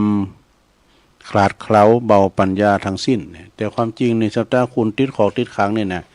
บางเตือนนี่ก็มันจะได้เป็นสันดานบ่ใจเปิ้นต่างอกต่างใจนะสัปเตือนนะโดนเปิ้นหาใส่พร้อมซะเพราะไม่หลายขนาดซะนะจะว่าคนเปิ้นจะมาทำลายตลอดนี่นะความจริงแต่เปิ้นก็มีความจำเป็น ชีวิตแสนสั่นแสนสั่นอยู่กันบ่นานก่อนลาจากหอจากเคินที่เคยอยู่จากอู่ที่เคยนอนจากหมอนที่เคยหนุนจากบุญที่เคยได้กระทำจากกรรมที่เคยก่อ จากน้ำบ่อที่เคยตักต้องปัดผักจากที่อยู่ที่อาศัยไหลไปมกับล้ำตื่นฟื้นไม่นิ่มบนเนี่ยชีวิตของแสนสั่นนะสดายาโยมวันเดือนปีนี่มันปันไข่นะเนาะบันนานบัดจ้าก็ลาจากกันไปชีวิตก็เหมือนกับน้ำค้างสดใสในเวลายามเจ้าพอยามสายก็หายไปเนี่ยชีวิตก็เหมือนพยับแดดนี่เอาพอไกลๆนะมันจะเหมือนจะมีตัวตนน่าสนใจแต่พ่อเขาขอไปไก่เขาเหมือนมีแต่ความว่างเปล่านี่พยับแดดนี่นะพออย่างน้ำมันลวงตาเฮ้ยตัวลุงก็สมัยเลี้ยงควายนะสมมติมะอุ่นเลี้ยงควายแต่แม้เมื่อก่อนพิละอ่อนได้แล้วเนาะเอาพอในไกลๆบนโอ้วันนั้นน้ำได้ไปเขาไปขอมใจสกรรมเป็นพยับแดดนี่หำก้ามหนึ่งเนี่ยสถานนิ้วหามือเนี่ยโหนิ้วหามือมันจะมีตัวโกบนรูอูกะ บางทีมันก็เป็นหมกตัวลุงเนาะ กูปลวงเขาฟังแล้วใครเขียดได้พองให้กันเนาะแต่พองลินทองไปถือสากันเด้อนิ้วมือเนี่ยนิ้วทั้ง5 นิ้วนี่นะมันบัดเต่ากันสันใดความสามารถของแต่ละคนนะก็บัดเต่ากันสันนั่นเด้อธรรมชาติต้องการสอนให้เฮาน่ะอยู่รวมกันอย่างถอยทีถอยอาศัยบางสิ่งที่เขามีเฮาก็ขาดบางสิ่งที่เขาขาดเฮาอาจจะมีแน่กันเนาะสมมติว่าไอ้เนาะอูง่ายๆเปิ้นมีโมลีแต่เปิ้นมีกาแฟอยู่ที่เฮาเอาขึ้นมีกาแฟเนาะเอาเขาเบานะบ่ะบางทีสิ่งที่เขาดีเฮาอาจจะด้อยเฮาเกิดมาเปิดเต็มเปิดว่าเติมเต็มให้กันและกันนี่แต่กันเนาะสาธารณชนเนาะคือเติมให้กันและกันเนี่ยคุณเฮาเกิดมาในมือหานิ้วมันเหมือนกันนิ้วโกนิ้วกลางนิ้วนางนิ้วก้อยนี่มันเหมือนกันมีหน้าที่แตกต่างกันไปในสาธารณชนทั้งหลายนิ้วโกเฮาเปเปิ้นเป็นคุณเฒ่าเฝ้าบ้านเฝ้าจองแล้วตุลุงทองบนวานะก็ใครลืมไปแล้วแหมทรงแหมกรรมนึงแปลว่าในใจเฮานี่มีทั้งตัวสร้างแล้วก็ตัวเสริมนี่ตัวสร้างตัวเสริมตัวสร้างก็คือธรรมะตัวเสริมนั่นก็คือกิเลสเนอะตัวสร้างนี่คือคุณธรรมความดีตัวเสริมนั่นก็คือกิเลสโมหมองเวลาเฮาทำมันยังไปดีๆนั่นนะมีคือบทบาทของตัวสร้างแต่ว่าในขณะเดียวกันที่เฮาอยากจะทำดีกับ บ่กำรู้สึกว่าบ่ควรที่จะทำอันนั้นก็คือโตบทบาทของความเสื่อมเด้อโตเสื่อมแน่เนาะมันคาดกันลูกวันนี้เฮาจะไปดีจ้าไปดีจ้าเฮาไปทำบุญที่วัดว่าเพิ่นต่างทำโลเนี่ยเฮาจะไปดีจ้าเนี่ยก็คิดไว้ไปสักกรรมเนี่ยโตขัดขวางเนี่ยนิวรณ์มันขัดขวางไว้วิกิตเด้อศรัทธาญาโยมทำขอให้บทนะว่าวิกิตมีเปอพิสูจน์ปัญญาน่ะวิกิตนี่นะเปอพิสูจน์ปัญญาปัญหานี่มีเปอพิสูจน์ความสามารถเด้อเนี่ยความสามารถของเฮานี่นะปัญหามาอีมันมาอีเฮาแก้ไขได้ไอ้นะสิ่งต่างๆที่เกิดขึ้นในชีวิตเฮานี่โล้นมีแต่ความหมายบ่มีสิ่งใดที่เกิดขึ้นมาแล้วอย่างวางเปล่าเนอะแต่ใจปัญญาพิจารณาอย่างลึกซึ้งเนาะจะหันคุณค่าของทุกสิ่งที่เข้ามาในชีวิตเรานี่ขอทานนะสาธุญาติโยมยังมีทั้งอยู่เด้อวันพุกตุลุงก็เสาะมาแฮมผูกเจ้าตี 3นี่นะถึง5 โมงน้ำที่ไหลแรงนะน้ำที่มันไหลแห้งนี่นะน้ำที่ไหลแรงที่สุดน้ำที่ไหลแห้งที่สุดก็คือน้ำใจเนอะน้ำใจที่ปรารถนาจะช่วยเหลือคุณช่วยเหลือสังคมช่วยเหลือคุณเนี่ยทำให้คุณจำนวนมากมายข้ามน้ำข้ามทะเลไปช่วยเปินมนุษย์ติดตกอยากได้อย่างบะโกเน็ดหน่วยเมยล่าพรมแดนของประเทศก็บ่สามารถคัดขวางน้ำใจคุณได้นี่ก็เหมือนกับเดือน3-4-5 เดือนที่มันน้ำท่วมนะเนาะที่น้ำท่วมแล้วเปิ้นช่วยเหลือกันเอาสางเอาของทุกหน่วยงานน่ะเปิ้นไปช่วยเหลือเนี่ยนะน้ำใจเด้อทานน้ำใจน้ำท่วมพ่ายน้ำใจแต่ไปช่วยกันเอาของเอาเข่าอันนี้ไปหือเปิ้นท่านมหาสมศาสตร์เนี่ยป่าศรัทธากันเปิ้นไปช่วยน้ำท่วมเนี่ยนะก็ความจริงนี่ก็ช่วยน้ำท่วมมันมีอย่างนั้นมันไหลน้ำไปหมดประสบความอุทกภัยนะอย่างที่เปิ้นได้ประสบเหตุมาน้ำท่วมก็โทนะเพราะตั้งแต่เมษายนลงมาเนาะศรัทธาไฟจากเตาใหม่เนาะไฟจากเตาเผาใหม่มีแค่บางเวลานี่แต่ว่าไฟกิเลสเผาใหม่อยู่ในใจตลอดเวลาเนอะไฟกิเลสเฮานี่นะมันใหม่จิตใหม่ใจเฮาตลอดเวลาไฟที่ไล่แรงที่สุดจึงเป็นไฟแห่งกิเลสนี่ไฟกิเลสนี่มันแห้งนะกล่องที่2เนี่ยกล่องที่2ได้ไกลที่สุดก็คือกล่องปัญญาเนอะกล่องปัญญาที่2ทะลุทะลวงไปถึงอดีตปัจจุบันและอนาคตอนาคตปุนานี่อันนี้ก็คือกล้อง แล้วก็นัยยะหนึ่งนัยยะลึกซึ้งนะในอันลึกล้ำในอันลึกล้ำของคำว่าขอบคุณความบ่มีที่ทำนะความไม่มีที่ทำให้รู้วิธีลุกขึ้นสู้ขอบคุณนะขอบคุณความอยากจนที่ทำให้เฮาเกิดมุมานะนี่มันมุมานะลึกซึ้งขึ้นมาขอบคุณความล้มเหลวที่ทำให้เกิดความเชี่ยวชาญนี่จบลงไปศรัทธาญาติโยมทั้งหลายเอามาเราสู่จูกันแฟ้มหลายอยู่เด้อวันไหนวันเช้าก็มาต่อเนาะวันไหนวันเช้าก็มาต่อศรัทธาญาติโยมวันนี้ตุลุงก็ได้มาบริหารเวลาเนาะแต่มามาจ้านางนางจาก็พอออกไม่ออกศรัทธา ที่อยู่กันตั้งบ้านตั้งจองได้สดับรับฟังแต่พองลินพองปิ่นกูปิ่นกีมกันไปสำหรับอีปออีแม่ที่ไปไหนมาไหนบ้าใดก็คือกำลังใจเด้อฟังนำฟังธรรมนะนำธรรมคำสอนขององค์พระสัมมาสัมพุทธเจ้ามันถึงมีถึงวันตั้งแต่ ตื่นนอนมาตี 3เนี่ยจุดถึงเขานอนทั้งวันหนึ่งศรัทธาญาติโยมเนาะฟังไปเติมก่อนเขาจะฟังเทศน์ฟังธรรมต้องรอเขาวัดสาก็ไปฟังธรรมปุ่นในวัดโกงแก้วอารามนะทำเรื่องจันตคาปูจีกานี่ ทำกลางภาษาเดี๋ยวนี้มันต้องละศรัทธาเนาะอยู่ตั้งบ้านตั้งจองก็ฟังปฏิมาเทศน์สดพองแห่งพองอยู่ทุกพองเอกอะเอาฟังเถอะนะโอ้ครูบาอาจารย์ตื่นตูเจ้าไทยตูเจ้าเมืองตูเจ้ายองตูเจ้าขมุแต้มมีมเก่า ก็ฟังไปเด้อเนาะศรัทธาญาติโยมทั้งหลายอยู่ที่ไหนก็ฟังกันได้มันต้องใส่กันติดจะทุกอิริยาบถทั้งสี่นั่งฟังนอนฟังเตียวไปเตียวมายืนฟังลุกยางนั่งไปหรือว่าจะไปใส่น้ำใยก็เอาหอยไว้หันนี่แล้วก็ฟังไปเยการไปบ่ลบตับแทบเฮาเอาหูจดจ่อลูกการฟังนี่นะกันเวลาเฮาพอเฟซพอไล่ลิ้นเล็ดลิ้นไฟโอ้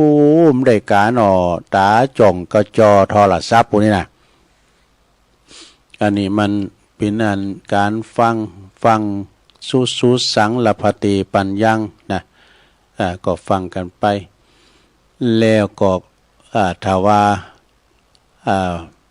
จบตัวลงแล้วก็ตัวอื่นต่อแถมไม่ละมีมากมายเด้อศรัทธาฟังกันไปเด้อนะแต่ต้องขอบคุณทางวิทยุต่างๆที่เปิ้นก็กล้องออนไลน์ไปให้ศรัทธาได้ฟังกันเด้อหลายคืนหลายสถานีเมื่อแรงนี้นะเปิ้นก็กล้องสัญญาณสถานีใหม่ก็ปูนวัดหนองกายเนาะแม่เตงเปิ้นก็รับสัญญาณฟังกันไปนะวันพุธนี่ก็ฟังอาจารย์เน้นหลักเนอะพระอาจารย์เน้นหลักปัญโยนันท์วัดสันเหมืองเปิ้นจะมาเข้าสู่ตั้งสถานีนะพวกนี้เป็นรายการของเปิ้นวันอังคารเนาะตอนแรงเวลาเดียวกันเนี่ยนะโอถาดาฟังเนาะพวกเจ้าตุลงก็ตื่นเจ้าคือมาก็จะเข้ารายการตี 3 ถึง 5 โมงกันต่อไปนะบริหารเวลามาก็พอสมควรแก่กาลเวลาก็จะขอยมยุติลุงปุงไหวเพียงเต่าอีกกันเนาะจะส่งงานให้น้องเจกันเด้อตัวอื่นก็จะได้เข้ารายการกันต่อไปตุลุงก็จะไปเยกันบ่ลบตอบแทบกันไปเนาะผิดพลาดประการใดก็ขอสุมาอาภัยครับพอออกไม่ออกศรัทธาญาติโยมทั้งหลายวันจันทร์หน้าปากันใหม่เด้ออยู่ดีมีสุขกูเกาะกูคนเด้อจัตตาโลธรรมาวัฏตันติอายุวันโนสุขังปะลัง